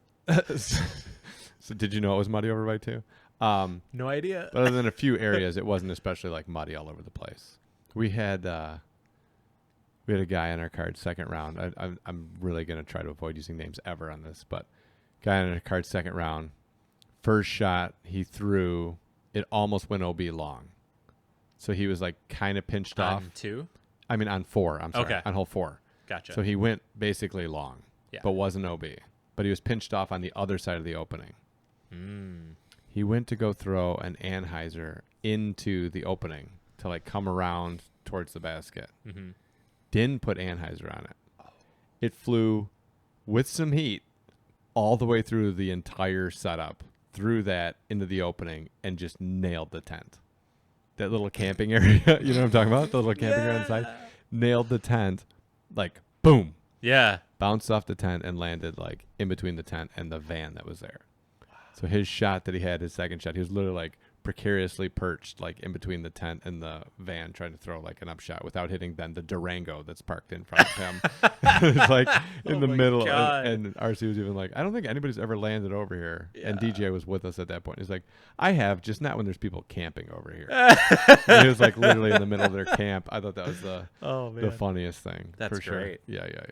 All right. So I thought after that we would get into like, what is the worst conditions that you ever played in, casual or tournament round? Was that it? Mm. Because I would imagine like you've gone out to Emporia and stuff, right? And it's Yeah. pretty windy and there. it's brutally windy. So in terms of, I don't know, like I feel like it's a different class of it. So that was by far like rain round, Yeah. really like up, like, I don't know, at least top 5, I Yeah. would say. But worse than that, I played Glass Blown, I think it was 2017, and our second round was Olpe Lake, Yeah. and it was just wind. Like if all that rain we had was just wind Yeah. instead, that was the tournament. Yeah, You 'cause can have as much wind as you want, and like just shy of like tornado type Yeah. deal, and still have to play. And I just remember in practice, I remember like Macbeth came through at some point or whatever, and there was like people who are like bigger names that I was staying with are more in tune of like those caliber of players, and Macbeth lost 9 discs that one round Yeah. because it was like he was just trying to do this, that, the other thing, and the wind just wasn't having it. Like, oh, this disc, Pfft, yeah, fuck that thing. Goodbye. Yeah, Yeah. yeah, and I felt accomplished that I only lost like 4 or 5. Yeah. Nailed it. in practice, just because it's a tough course. I think the course is great and awesome and a lot of fun to play, Yeah. but the level of OB is much more than what was at like Hunts, because it's an actual lake, Yeah. like all around, and crazy water, and you're throwing along and over basically the whole time. Yeah. So now you have all these extra And you're things you have forced to think do it. about. Yeah, you have to do it. Like Yeah. there's holes where you just have to throw over the water. Yeah. Well, but I don't want to. Get in there. Yeah, I guess you're not playing the tournament. Like That was a rough one. That was when I played with Philo. Yeah. And that was the time where it was like he's like kind of a wham about it, but even still, like I was trying to be like, dude, like you're playing well, like nice shot, this and that, and he just wasn't having it. But we were all struggling super hard Yeah. just because of that. And that's another one where it was just kind of funny, just because of course it would be whatever. And every time, I mean, it's glass blown open. That's like the number one thing that it's known for is wind. Right. So the other courses aren't as hard though, like Lake Eureka, whatever, Yeah. is a lot of fun, and you can score really well just by playing smart. Like you can still like go for stuff. It's just throw the disc that's just going to come back, the one that has overstability into it, and then just give it a little more. Have some faith in it, because I've seen people throw shots where it's like, I wish you would have just thrown, I don't know, like your overstable destroyer versus your katana or Right. something, where it's like the katana, yeah, that was a great looking shot, but immediately OB, all this crazy stuff. Like I saw, what was it? So do you remember the hole where they throw through the bridge and out the other Yes. side? The hole after that, where the Luna became very popular because it's like 450 something feet, and Paul was like, "I'm gonna throw a Luna," because Right. and then 'Cause this is they're gonna make- $80 because they're this the is gonna- best yeah. fucking throwing putter ever. This throw is going to make me a Mercedes. Yeah. Yes. Yes. So I don't know if the OB was laid out different for when he did that, but when I played it and I watched this, it was basically this long ass rectangle that you were playing to. Well, yeah, it was totally different because of how Paul played it. Because the basket's over here, we're set up over here, but he threw it from here. Yeah. So this was like a par 4 that I played. So we tee off from over here, and it's this big rectangular thing that's all in bounds. Everything else is out of bounds until you get to the green. And getting to the green, like in a headwind, no, like Right. no Simon, no Eagle, no Girthy. Really doubt it. Like it's just luck. Anyways, playing placement over here, everybody lands in bounds. Everybody gets across besides one guy, and I just watch. He proceeds to 13 the hole, Yeah. and then I'm watching everything he's throwing, like the disc that's in his hand, and he goes like beast, katana, this, that, whatever, like anything that's like neutral to understable. Yeah. And then he pulls out this destroyer, and then just like throws it flat, hyzers in, is like inbounds. It's like, He learned something, right dude, there. Yeah. are you serious? But this is a guy who's been a pro. He's got power. He's a super nice guy. But it was just like, I never asked him. I would have now, at least after the round. Like, what went through your head on that hole? Like, why didn't you just throw your destroyer the first time? Because all the other ones, like, for sure they're flippy. Like, they're flippy for me. Right. Like, as a collective or whatever, out of all the ones that I've thrown. For you, you've got a ton of power, and he just, like, one-step stuff. And then to do that with like a destroyer, why didn't you think destroyer first? Or Right. like, was it like, oh yeah, I got this destroyer, like this will work fine, and it does, and, Yeah. and sweet. So I don't know, but that's the only worst conditions I've heard of that I haven't been a part of. Jared played at Flip City a number of years ago, and it was literally all 4 seasons Yeah. during the tournament.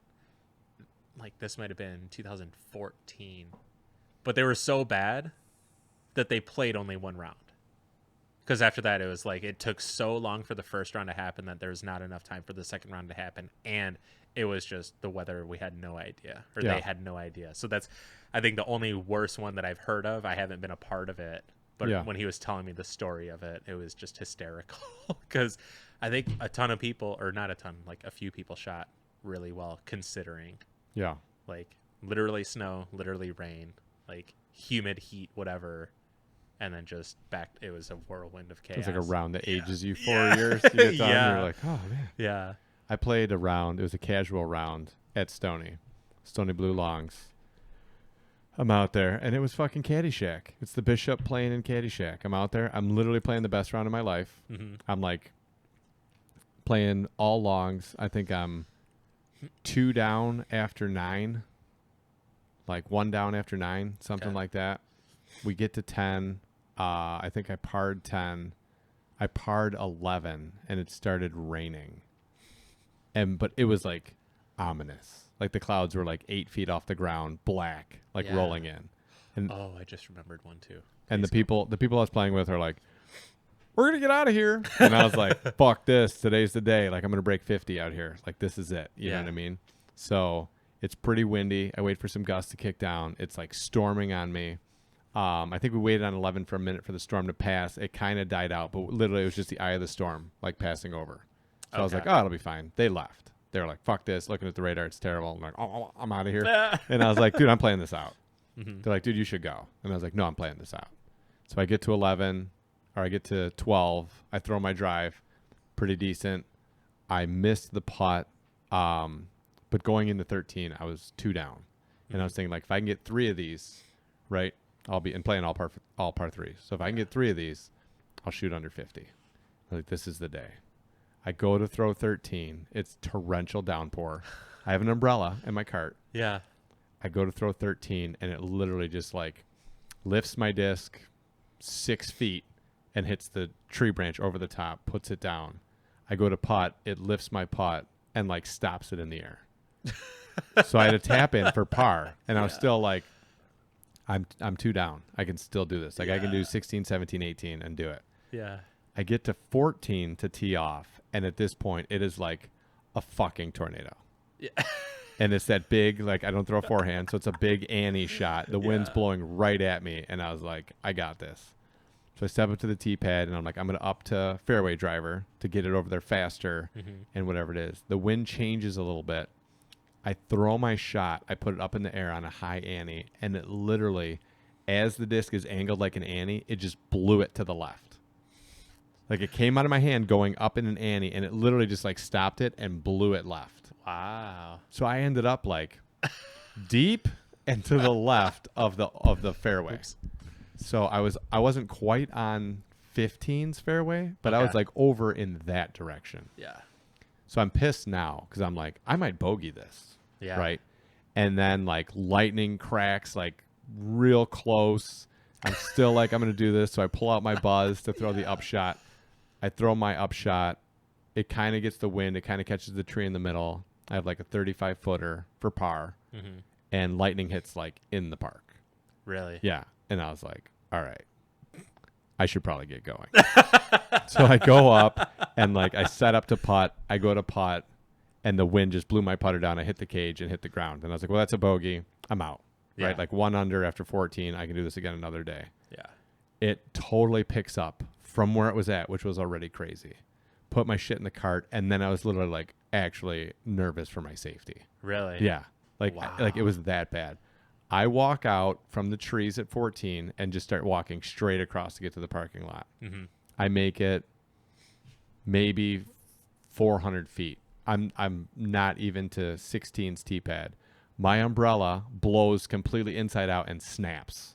Oh my God. Like snap the fucking thing. Really? Yeah, and I was like, fuck. So I like take the umbrella, I put it in the garbage can at 16, and then just like pull my cart across. And I'm just like walking through the open field trying to stay away from trees.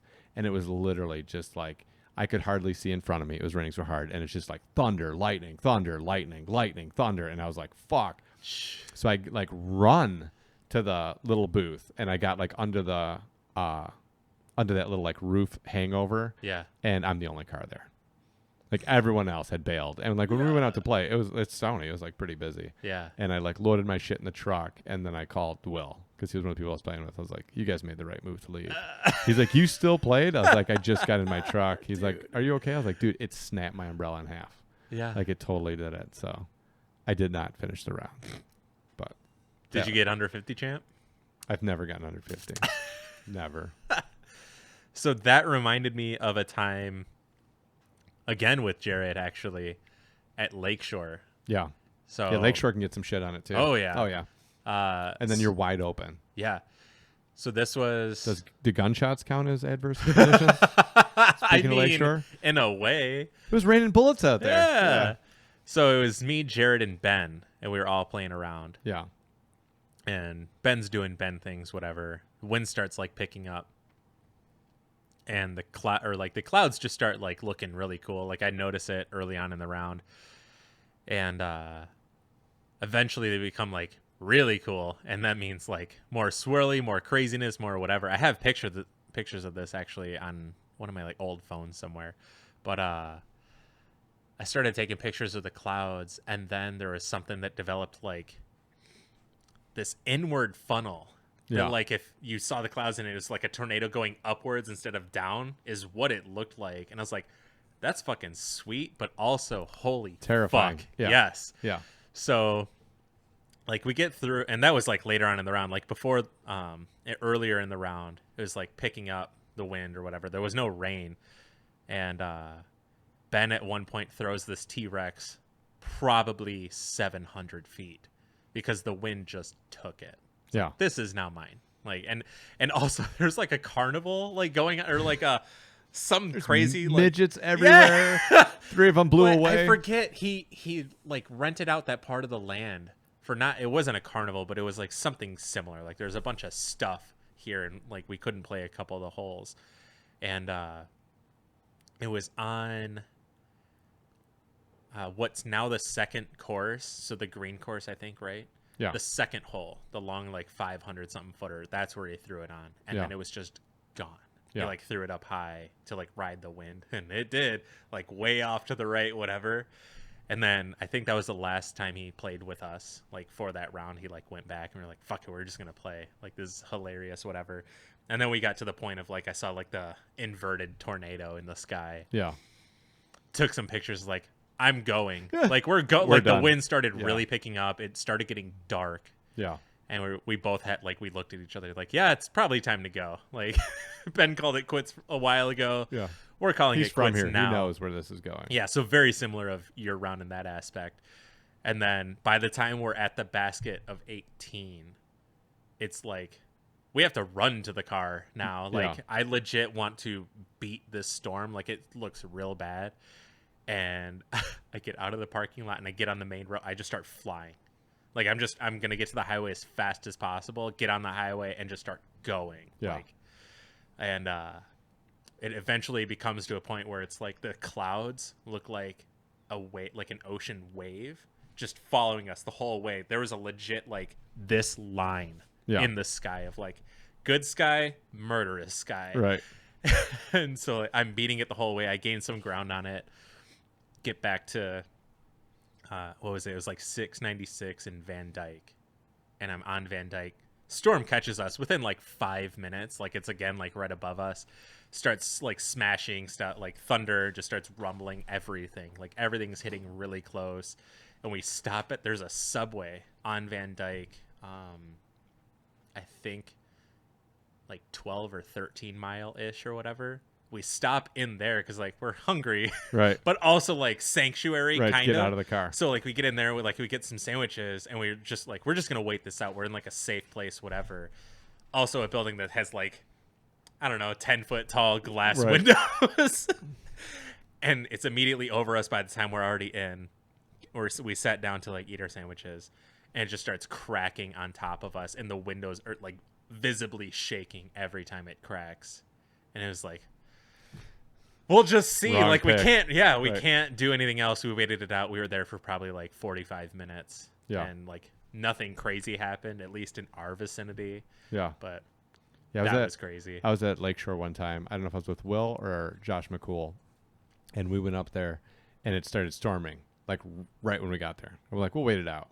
So we got underneath that the pavilion, whatever, Yeah, the awning. the awning, and we were there, and lightning literally struck across the street. Like, I think it was with Will, and Will was sitting on the table facing me with his back to Dairy Mart, which I never put my back to that Dairy Mart, No. just in case. Yeah, was this after the? This was before the shooting. Oh, So okay. we were there, and then You made a good call. Yeah, and then all of a sudden, fucking lightning hit like right across the street, and he jumped like 4 feet. Oh my god! It was so loud, and it was immediate. I Flash, bet. bam! And then bet. Ben came out, and he was like, "You guys can come inside if you want." And I was like, "Yeah, I'm doing it." So we went inside Yeah. the throw shop and hung out. But yeah, that was that. That was fucking crazy. But I've played some places like, especially at States right on the lake there, where like you throw discs that you're like, this is stable, and you just watch it flip over, and you're like, Oh. holy shit. Will and I warming up for States last Really year. got a hold of that one. Yeah, Will and I for States last year threw one, and the wind was coming right at us, and it just like flipped my disc, and I was like, I didn't think that disc could flip. Yeah. And it was gone. I have to pee again. Are you kidding Don't make me? fun of me. You can edit this out. No. Maybe other people need pee breaks. Maybe others also have the world's tiniest bladders. Are you done yet? Almost. Just push harder. I'm so sorry, guys. Oh my god. I'm so sorry. Future Darren. Who's going to be laying in bed watching this? I consume too many fluids. Tick tock, tick tock. I'm a dolphin. You say you're a dolphin? All right. Welcome back. I'm back. All right. So another thing that I wanted to talk about, when you posted on Facebook about like things that people would want to hear about on the podcast or whatever, and we were checking it out. Yeah. And some things that people want to hear about is their own podcast, which is great. I like that. But then It wasn't even a podcast. It was his own Oh, just YouTube, just YouTube video channel? plug. Okay. Yeah. But just like equipment in general, I thought was like a good idea, right? So like Yeah. we got the towels. We both believe in the Monster Junior Yeah. as it being the Just greatest had to let him know. greatest disc golf towel that there is on the Yeah. market. Which I'm not gonna tell you when and where you can get them or Yeah. how much they cost. But anything like super plush microfiber, Yeah. which is like what those are, Yeah. really, really nice. Right. And they hold up to washing. Like, Yeah. because I had some before that I really liked, and I was like, these are the dopest. But then after like 5 washes, they kind of like pill up Mm-hmm. like a bad fleece jacket, and then like they're not the same thing. Gotcha. But those ones specifically, like I've washed them like 10 times, and they're still like Yeah. the exact same I have towel. 12 of them now. Yeah, so You do have- I. Okay.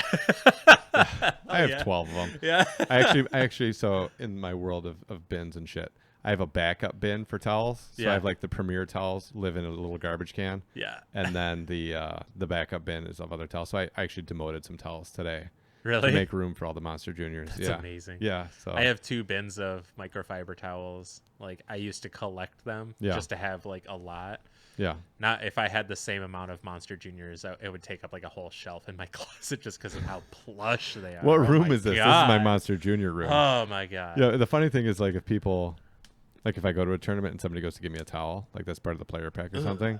Yeah. Like, maybe I'm like, no, I'm good. They're like, yeah, but it's free. I'm like, No. you couldn't pay me to take that fucking towel. Like, You could know- pay me to take it. no, I wouldn't. I still wouldn't do it. Oh man. But just in general, like, be like $20. so what is some of the stuff, like, obviously you started using a rangefinder, Mhm. right? So like that's something like equipment wise. Yeah. But then what you use a pro pull, right? And that you've used a pro pull to help other people. Yeah. Okay. So when did you get the pro pull, and what do you think the advantage of it are? I got the Pro Pull 1 because I work with Feldberg at Next Gen, and Pro Pull is one of the sponsors, so they sent out one for all of us or whatever for Right. free last winter. And then I didn't use it until probably a couple weeks after I got it, actually. Yeah. And I was just like, fuck it, I'm just going to see what this really is. Like, I get what it is. I've seen people use it like in videos or whatever, and they claim that it's a really good tool to have. So I'll try it out. Same thing. See what all the fuss is about. Right. And immediately I thought it was like an amazing thing. Yeah. As long as it's set up properly, which is really easy to do. Like you want it in your pull line. You don't want it way up high Right. because then it makes your arm go way up here like too low. But I set it up in my room with like the door jam attachment or whatever. Yeah. And I just sit there and I would just do like a slow run up of like what my run up is, and then just get to the point of like where I'm pulling through and hitting, and immediately like the first couple, like, I don't know, minutes of using it is like I can really see the advantage of this, because this helps with if you're the dude whose your arm is too far behind or like your shoulders are coming too far in, that you're gonna really feel your arm get pulled back this way where that shouldn't be the case. Yeah. And that was something I noticed that I was kind of doing. My arm gets And- too far behind. Yeah. Yeah. So like there's a lot of like I'm just kind of like pulling my chest into my arm, and then that momentum just shit whips my arm around. Right. So like the rounding throw that you don't want, So for me, that made a lot of sense. And then also for Dan and Kyle, it was like, this would be great for them. Like they've made huge improvements since that time that I told them about it. But I made them get one. I think I made Dan get one. If I was a salesman for that, for anything else, very aggressive sale. Yeah, pull out your fucking phone. Yeah. Give me your wallet. Yeah, What are you doing? Yeah, You're getting a pro pull. yeah. I think Kyle got one eventually, but Dan was really easy to talk into using. Yeah. Or to getting, at least to using. I don't really have control over, but at least I made him buy it. Right. I think I bought one for Will. I think I bought one and I bought one for Will when I got them. Because they're like $30. I think I got it like really right when it came out. Okay. And I think it was like $20 when I got it. It might have been like a sale at the beginning or something. Yeah, and even still, I would recommend it. Yeah. Yeah. That disc is stable. It's not new. It's not new. You can jam your thumb into it as hard as you want. It is not new. Man. Yeah, that's a stiff guy. So, Very. what else? What else have you come across? Like we both use those clips to hold our stuff. Oh yeah, like the hunting tags or hunting whatever. trail tags. Yeah. So I really like, you have way more stuff on your cart than I do. Yeah. But I also like the RC way. made a comment about that because he also pulls a Delta. Yeah. He didn't say it rudely, but he was like, "Man, you got a lot of shit on that cart." And I said, well, over engineering is kind of my style. Yeah. It's kind of the thing I'm known for. Yeah. You know? But I really like it because also it's a huge back saver. Like I would much rather pull that thing around pretty much anywhere Yeah. and not because I wear my bag and I'm in the habit. I have like one strap on. So your spine's always like curved whichever way you have it on your shoulders. As to where this is, I think, less aggressive on your back. Yeah. And you don't have to you're pulling the weight, but you're not lugging it around on your person. Yeah, unless it's really hilly. I love the cart for Yeah. sure, hands down. And I played, I forget what course it is up north, but me and Amanda stayed with Kyle and his parents for a weekend for 4th of July weekend, I think it was. Anyways, they have a couple of courses up there. They have the upper and lower course. Lower course is real cool, more technical, not hilly. The upper course just is hilly. Every motherfucking hole, just you're walking up, down, whatever. Yeah. And even still, I was like, I didn't mind pulling the cart. So he was saying, this is not a cart-friendly course. Like, we'll see about that. Right. But anyways, I think that was a good testament of I'll just use this for basically anything. If I can use it here, because what I can do with it and how prepared I can actually have stuff-wise, as long as I think of it and organize it like that. As long as I have it in there. Yeah, exactly. I think it's super beneficial.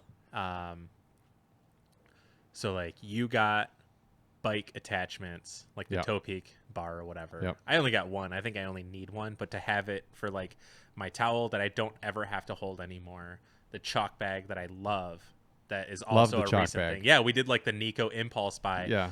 I think it's great. Yeah. It's the best thing I've ever used, Yeah. hands down. And I already have it down to the system of I kind of finagle around my hand in there. But I try to get on my fingertips only, and I grab a couple pebble sized ones. Yeah, nuggets. And I take those and I just smush it into my palm because that's where the disc rests. Yeah. And then I wipe off all the excess with the towel. And then my hand's good for at least the entire hole, if not a couple after that before I have to do it again. And Yeah. it's this is just great. Yeah, that was a random thing that worked out. Yeah, it worked out. I would recommend it. Yep. Absolutely. So I got that. I have the clips for the towels. We have the clip gear attachments for the water bottles, which I think is phenomenal because again, super they don't lightweight. have to they're lightweight. They attach really easily, and they hold a totally full 32-ounce, 40-ounce insulated bottle with no problem. Yes. The thing's not breaking. It doesn't rattle around. It's good. Yeah, it's $15, $20 or whatever for it. Yeah. Worth the investment. Yeah. I think And they for last sure. a long time. I Yes. think the first one that I had semi-fail, and it didn't. I just put a hair tie around because I have the gabbers. So I took a hair tie and I put it around it, and it works great. But it took that one, I think, 2 years for it to finally wear out enough that if I didn't have a big bottle in it, the bottle would fall out. Yeah. And I think I don't know. I just think the organization's amazing. So that ended up leading to the thing that I want to finish this week with Right. you, which is Custom cart build out, yeah. So which is going to be dope. yeah. We'll So bring you're it- we'll you're bring it on doing the a podcast. totally custom cart build out with Ryan, but Dan reached out to me for like a cart. He was like, "Hey, do you like know anyone with a cart or whatever, this and that?" Asking a bunch of cart questions. I was like, "Actually, I think I know somebody." So Dakota bought like the original backpack cart from Zuka, and I know he doesn't use it anymore. Let me reach out to him and see. I was like, "Hey, like, you want to sell your cart? Yeah. Like, I know somebody that will just buy it. Like, how much?" Or he's like, "Yeah." It's like, "Yeah, how much?" He's like, "I don't know, like $50 or something." Like, sure. Right. I eventually go and pick it up because he's much closer to me than Dan or whatever. And I was just like in the area.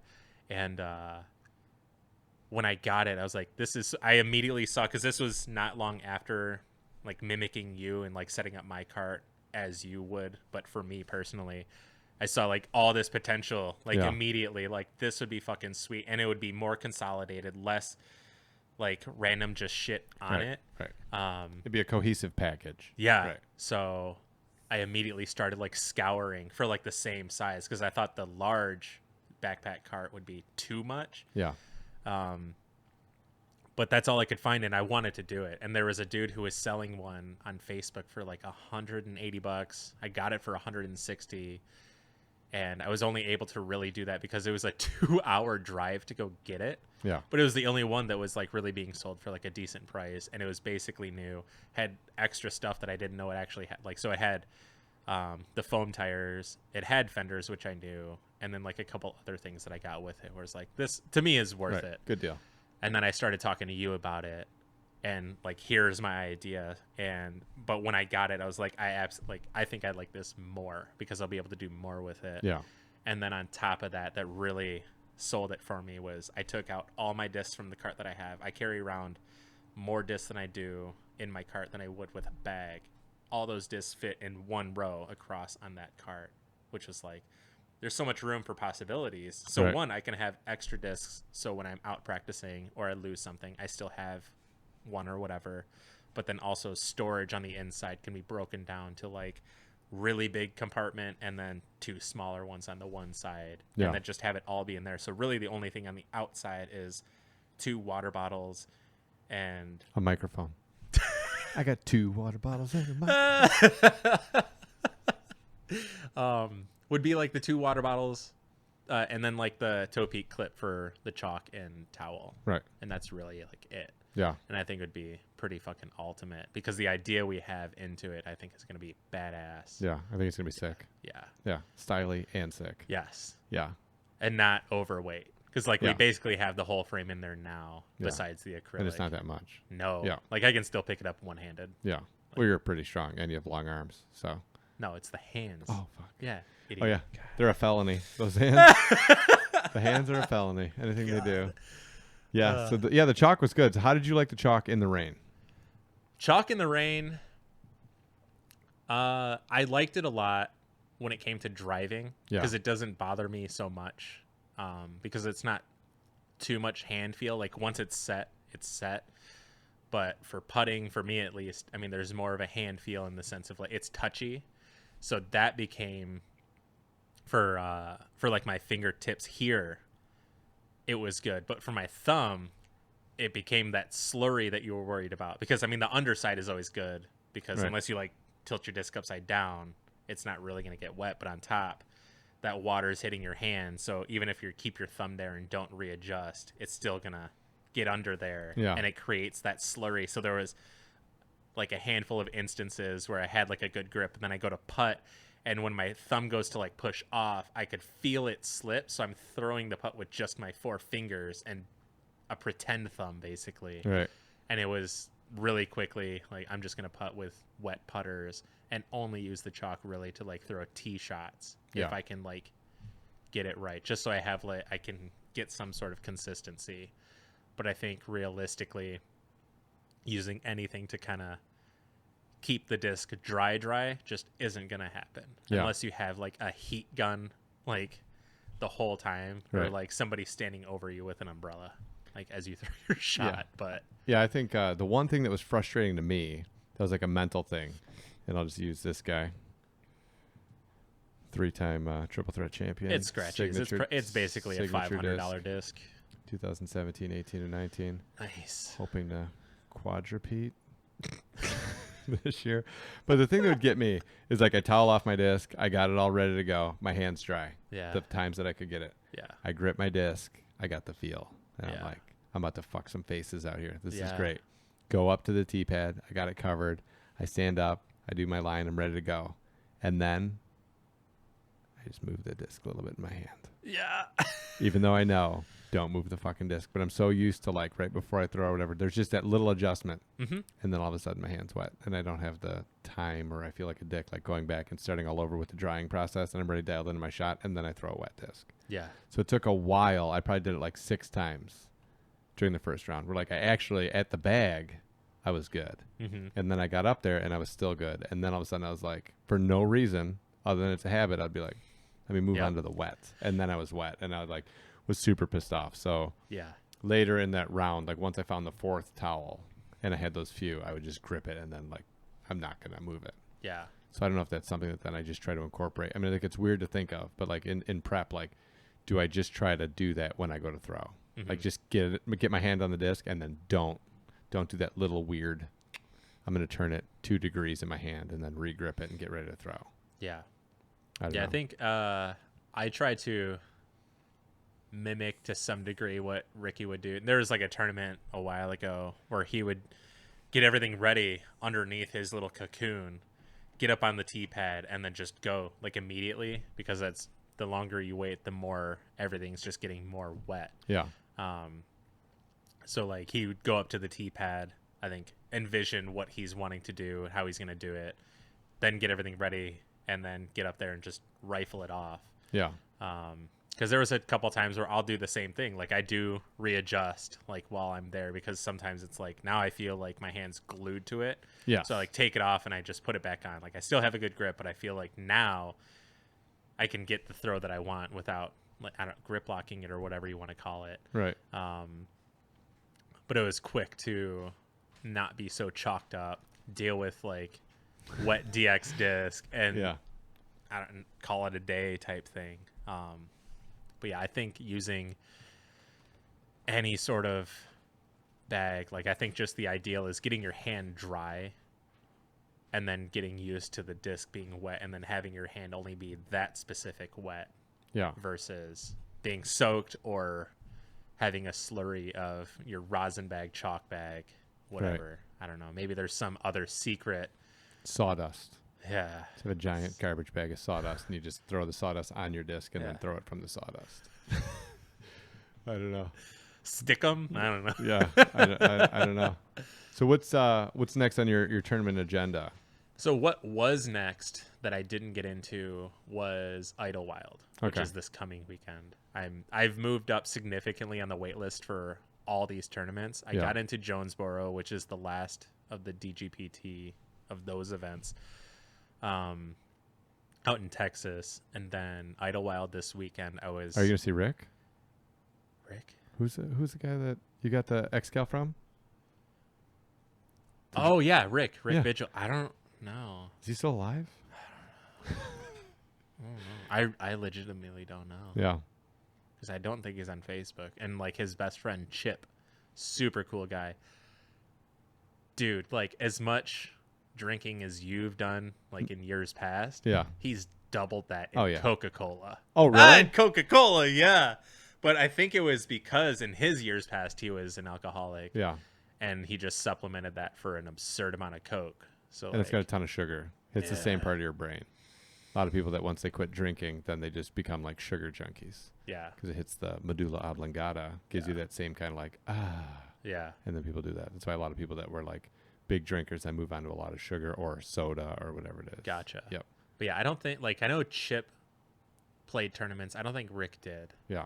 Like I think he played leagues and stuff and was there just to have like drink and have a good time and Yeah. whatever. But yeah, I don't know. I need to plan for that soon. But anyway, so I moved up from basically 20th on the wait list too. I think the highest up I am now in one of those is like 12th on Yeah. the wait list. So I actually withdrew from Idlewild earlier today because I was like, I'm 10th. I really don't think like I don't think it's worth to drive down there to like not play. Right. But a few weeks out or a week after that is Ledgestone. Yeah. And Ledgestone, I'm 10th on the wait list. And I was started that one at 28th. Yeah. So I've moved up a lot. So still, I think there's enough time for withdrawals to start happening. And I think that if I'm down to like 5th or 6th, I'm just going to be planning to go down there Yeah. and see if I can just get in or whatever. So I'm going to look at some stuff and see what I can play this weekend because I'm not sure what else is going on. Yeah. So I think 2 years ago for Am Worlds, I ended up number 1 on the wait list. yeah. Yeah. I was messaging people offering cash and prizes to withdraw. Really? Yeah. Oh my God. And How much were you offering? What was your best package deal? my player pack and $100 Okay. cash. What was the player pack? Do you remember? I don't even care. Yeah, you usually get like a bag. Like Yeah. for Am Worlds. You Yeah, get, I like- know it's like a huge thing. Yeah, you for get sure. a ton of shit. So I was Yeah. like, if you're just going down there because you really want to get the player pack and you're really not that worried about playing, I will gladly give you my player pack if so I get can in. play. So I can play. Because all I Yes. really want to do is play. Because it was before I knew the next year I was going to turn pro. Mhm. So I was like, I just want to play Am Worlds once. I never played it. I never had the time to be able to like do it. And I had the chance where I could take off work and do it. And I was like, I really want to do it. And I started on like, I think it was like 9th. I got totally fucked. I was at work. I got to work early, signed in, like I was ready to go. And You were at the dealership? yeah. And Okay. someone came to my desk to just waste my fucking time. Just telling me like the deal that they could get somewhere else and their brother knows a guy and this and that and whatever. And I'm like, just fucking go to that guy. Yeah. Why are you here? Yeah. Like you're bringing in some nonsense price, whatever. So finally, like I just interrupted him and I was like, I'm really sorry. I just got to like check on something real quick. And I made like I was like checking on a deal for him. And I just got on my computer to register. And I was instantly like 9th on the wait list or 19th or whatever it was. Yeah. And then over the next months, I like worked my way up. And then I ended up like the week before I was like 3rd. And then there was a thing of like, they basically call it. Like if you're not in, you can't play. There's no way. Cause I had like messaged the TD. I mean, like, this is ridiculous shit. Like if I come there and someone doesn't show up, can I play? And they eventually hit a point of like, no, you can't. Really? Yeah. We will play with short. We'll play short. And I was like, but I could like, I'll be there. And they were like, no. Really? Yeah. So they were like, if you didn't get in, it was like the week before or something. They're like, if you didn't get in, you can't play. There's some date that they're like, if you didn't get in, you can't play. So at that point, it was like coming down to crunch time. So the people in front of me on the wait list and whatever, I was like, I'll give you my player pack. Yeah. No. What if I gave you $100 in my player pack? No. And then the guy in front of me got in and he messaged me. He's like, I've asked all my friends that are in. I've like, he was a solid dude. I can't remember his name, but he's like, I asked everybody that I know that's in if they would back out to give you the chance to play, you know, and like for the player pack and the $100 or whatever. He's like, no one will back out. Yeah. He's like, I hope you get in. And then it was like 2 days later was the cutoff. And then it was like, nope, I'm not getting in. And I was bumming. I was like, fuck this shit. I'm going pro. I'm a pro jack. Like, yeah, these guys. I'm elite athletes. I don't need to compete against these Yeah. guys. Yeah, but that was that. So I did not get in on the wait list. Other than that, I've gotten in on the wait list before. Yeah. You can usually count on the day of. A couple people oversleep or something. Right. You know. It's good to know. Maybe I'll text or email the TDs to see, Yeah. because I don't want to waste my time for something like that. Right. Like to if drive to Illinois. Yeah. Yeah. Just to be like, you can't play. Yeah. Okay. Cool. I'll go fuck myself. Yeah. Thanks a lot. Appreciate I it. think you show up in that shirt, they'll let you play. Yeah. Act all twitchy. Yeah. Like, I really want to play. Yeah. I'd hate to see what happened if I don't get to play. Oh But, my God. Get him out there. Get him out there. He's starting on hole 8. You'll be good to go. Oh, We have man. one spot left. You can play with the girls. Perfect. Perfect. Yep. Let's do it. Yep. Yeah. I think it's funny that, like legitimately, I think you were the best disc golfer there, and you're on the card with the 2 girls. Yeah. I thought that was great. It's fucking awesome. I was jealous when you were done. I was like, really, man? You got to play with Christy and Ashley? I know both of them. I've played with both of them before, and I was like, man, that was cool. Like, of Yeah. all the things to get to happen when you have like a shitty round, You Yeah. know, like not just performance wise, but weather wise and whatever. At least your Yeah. second round, you get to like play with two cool people and Yeah. like have like a relaxing outing and have a totally different look at the sport than you normally get. Like that would have been way better than playing chase card. Yeah. And having everybody like, moo, moo. It's probably exactly what they sound like too. I almost did it. I almost did it. If Shut it wasn't up, raining. Aramis. If it wasn't if it wasn't raining. Oh man. So this week on Sunday, I have the Motor City Open. Motor City Open. Is it at Addison? It's at Addison. Okay. And I'm excited because it'll be like, it's a B tier. So it's like $750 added cash. Nice. And then it'll be nice because I've gone out and thrown, like the first 1,000 rated round I ever threw was at Addison. And you can go out there if you can hit your lines. Like I don't give up much for distance. You know what I mean? Like there's that one big hole. Besides that, like I'm not giving anything up distance wise. So I feel like every time I play Addison, I can go out there and shoot. You know, like I've thrown during a tournament like 9 down out there. So I think if I could do 2 rounds of that, Yeah. I could win. Addison I don't know if this is the same for you, but I get a very deuce or die-esque feel from Addison. Even though like there's definitely holes where it's you to it and it's like that's fucking awesome. Yeah. Because they're I don't know, like hole 4, hole 6. Yeah. And then a few of the field holes or whatever. But even with that said, like you have a couple that are You have to get. that yeah. You have to get. Yeah. Yeah. I think to do well, you're going to have to shoot 9 down 2 rounds. Mm-hmm. If the weather isn't shit, Yeah. you're going to have to shoot 9 down 2 rounds. You know, and yeah, like one you're not going to, I mean, like people now run it over the water. I'm not. I just play 1 for the 3. Same thing, mental neutral. Mm-hmm. You know, like if you don't get over that water, which is kind of a dicey shot, it's a 4. Yeah. Like you know, like it's dumb. Where it's an easy, mindless mid-range upshot, a chip across the water that I'll try to like half-ass run and then put it in. Shout out to Yellow Kc Aviar. Is that where it went? That's where it was. Really? So I threw.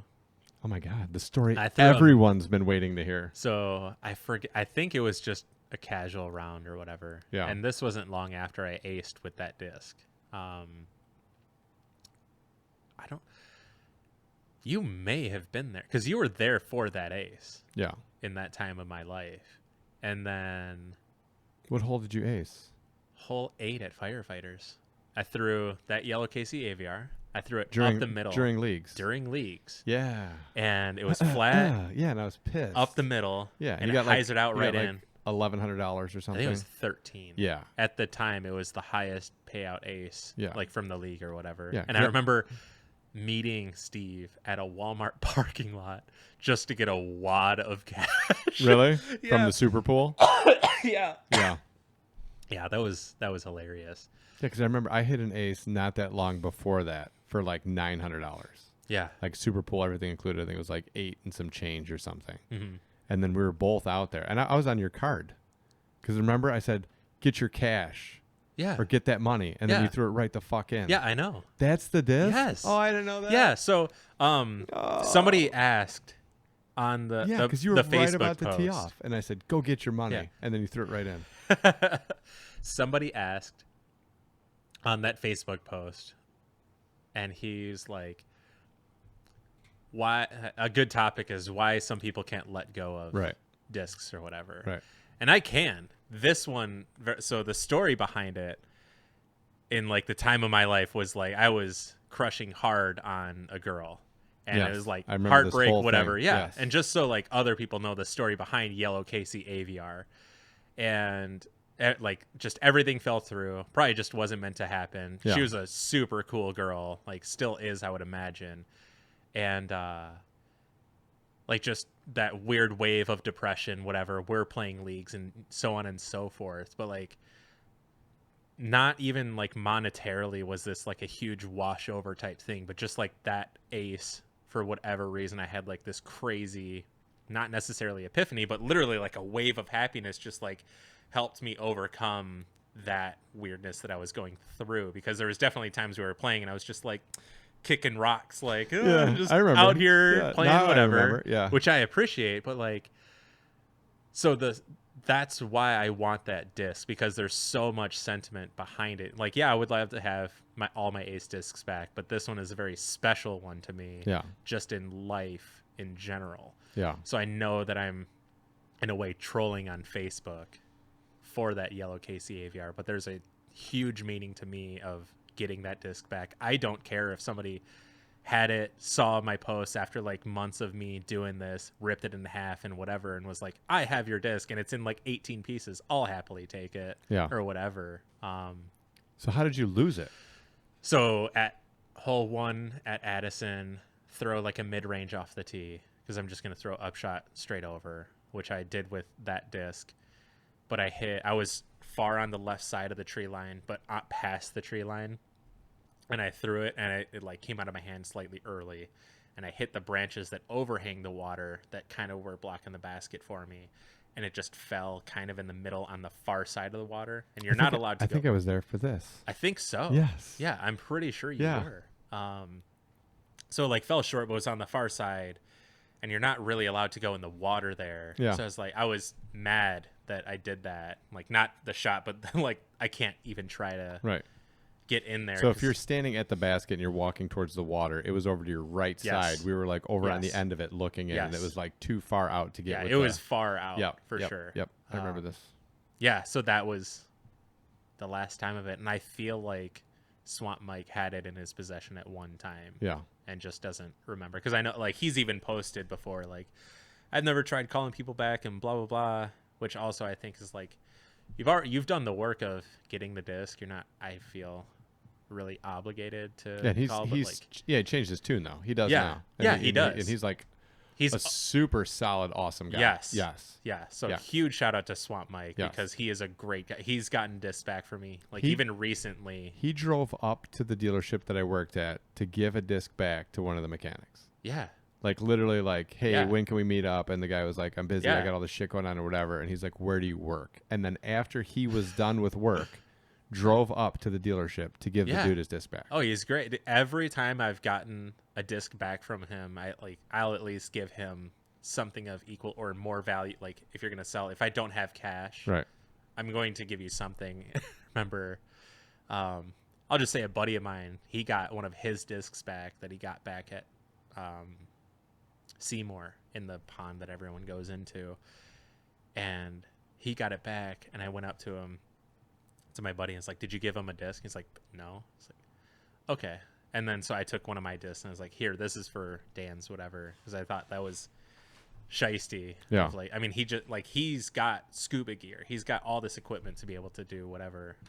Yeah. I feel, and he's a solid guy, so on top of it is like, I'm just gonna go out of my way, because there's another guy that I found selling discs on Facebook that obviously stole all these or accumulated all these discs. Yeah. And doesn't, he's the guy at, where was it, at Mott? Yeah. Yeah, he's basically, I don't know, some That guy. offspring of Yeah. that guy. But They came out of the same ooze. yeah.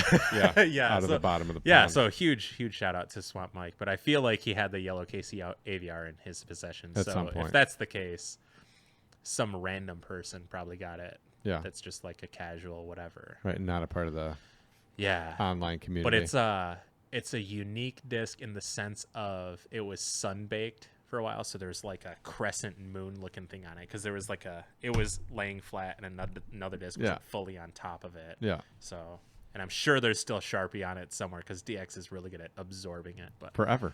Yeah. yeah, but yeah, that's basically the story of yellow Kc Aviar. Yeah. So That's how it went. that's me like I told- grasping at straws. Yeah, I totally forgot about that. I remember because I remember standing on the side with you Uh-huh. and thinking like, "There's no way that we can get to it. No. There's no way that we can get to it." Yeah. I remember. Yeah, I can remember that. Yep. Yeah, that's crazy. Yeah. Yeah, but that course, Rip. I feel like, yeah, there's a few holes that you can't take a 4 on. Mm-hmm. You have to get through. You don't have to, but it helps if you can get through like 4 and 6 without taking a 4 on those. And there's nothing else you should take a 4 on. I just realized something. What? Do we just name this podcast? What's that? You don't know? No. Yellow Kc Aviar? No. The name of this podcast is The Taste of Victory. Oh my God, that's too many words. What about Victory Tastes? Yes. So good. Victory taste. It Question tastes mark? just like red Gatorade, Oh, but better. nice. Yeah. But I'm excited to play that course. I'm excited to play that for a tournament. Yeah. 'Cause I think that's a fun course. That can be an infinitely frustrating course as well. Mm-hmm. Because the same thing, you can get nicked and knacked, and like that's a hard course to keep the mental game strong Yeah. because you're just watching it slip away as you're missing these birdies. But the reality is, you only need to get 9, Yeah. right? And there's easily 12 out there. I remember Jared shooting a 14 in M1 with old hole 27 or whatever. 24. 24. Yeah. That was fun to watch. Yeah. It was. He was killing everybody. Yeah. Just murder. Just go in the ground. Yeah. I'm winning. The first time I threw a 1,000-meter round was out there. I threw 9 down the first round and 8 down the second round, Mm-hmm. and I played M1 and I beat Open by like 6 strokes. Really? Yeah, because it wasn't like great weather. It wasn't like perfect conditions, Yeah. but I just like was dialed in and just hit my lines and made my putts and whatever. That's awesome. And yeah, that was dope. I was like Fuck super yeah. pumped. And then I had a company picnic that was also at Addison that day, and I left the tournament, went to the company picnic, and I had won like a 55-inch TV, a refrigerator, and something else. Really? Yeah. Oh my god. And I remember just being Is like, that fridge? no, it's the mini fridge. I have it in Oh, the okay, garage, okay. but it's that TV. Re- Yeah. And I was like, dude, this might have been the best day of my life. At the time, I think it had been. I was Yeah. like, this is the greatest thing ever. Yeah. Yeah. That's badass. So that was cool. Yeah. So what else are you playing? Are you going to play the Stony Open? I don't know yet. Like I said, I was on the scene earlier to check and see at least where I was at in the wait list on stuff. Yeah.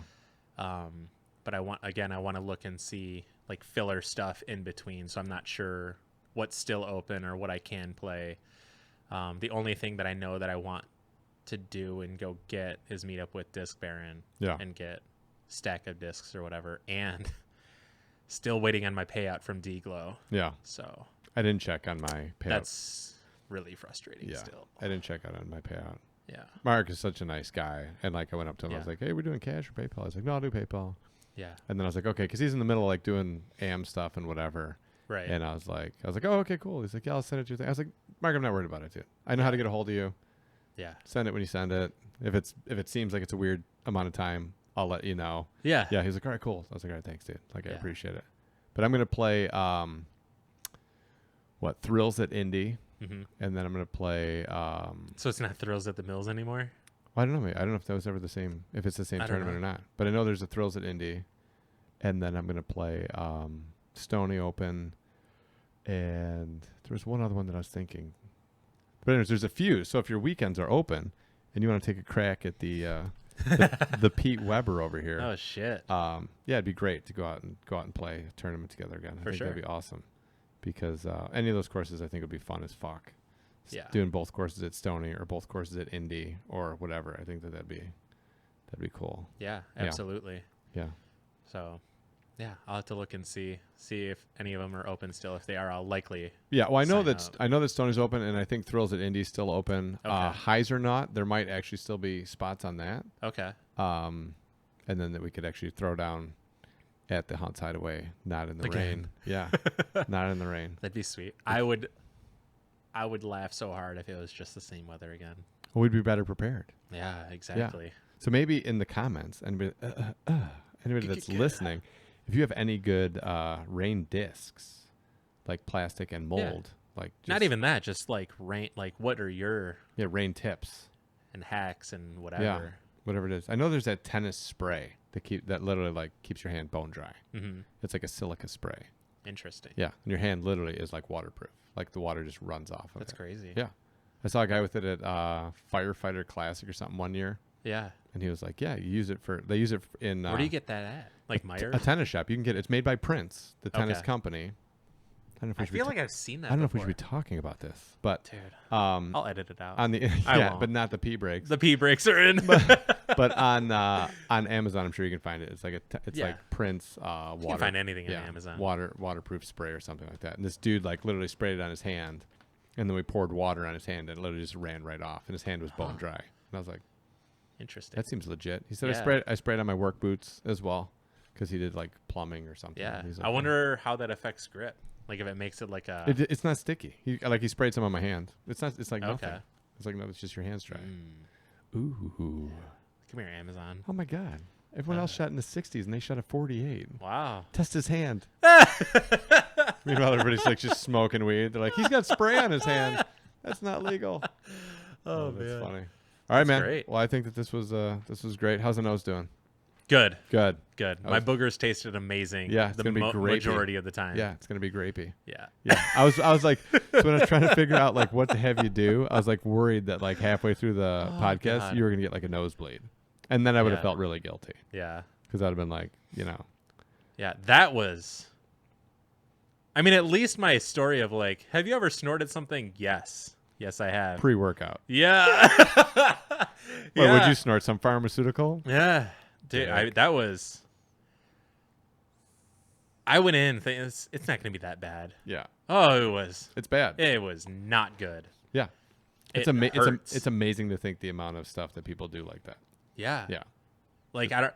Like, very similarly, I've tried smoking like cigarettes twice in my life. yeah, And I got deathly ill both times, and I've always been like, I don't know how people can Right. do this, or maybe I just did it wrong because I got like violently ill, like throwing up. Yeah. So like I know you smoke or have smoked, whatever. You take breaks yeah, whenever you're bored, and you're like, I'll just do it again. yeah.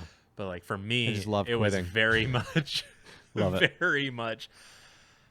How does anyone do this? Yeah. Like, Well, you don't hit it like you're hitting a joint. yeah. You just like mouth inhale and then Yeah. breathe it in. I think I hit it like a joint the first time, and the second time I tried doing it just like in my mouth. Yeah. Like that's it. Yeah. And still like both times Yeah, I terrible.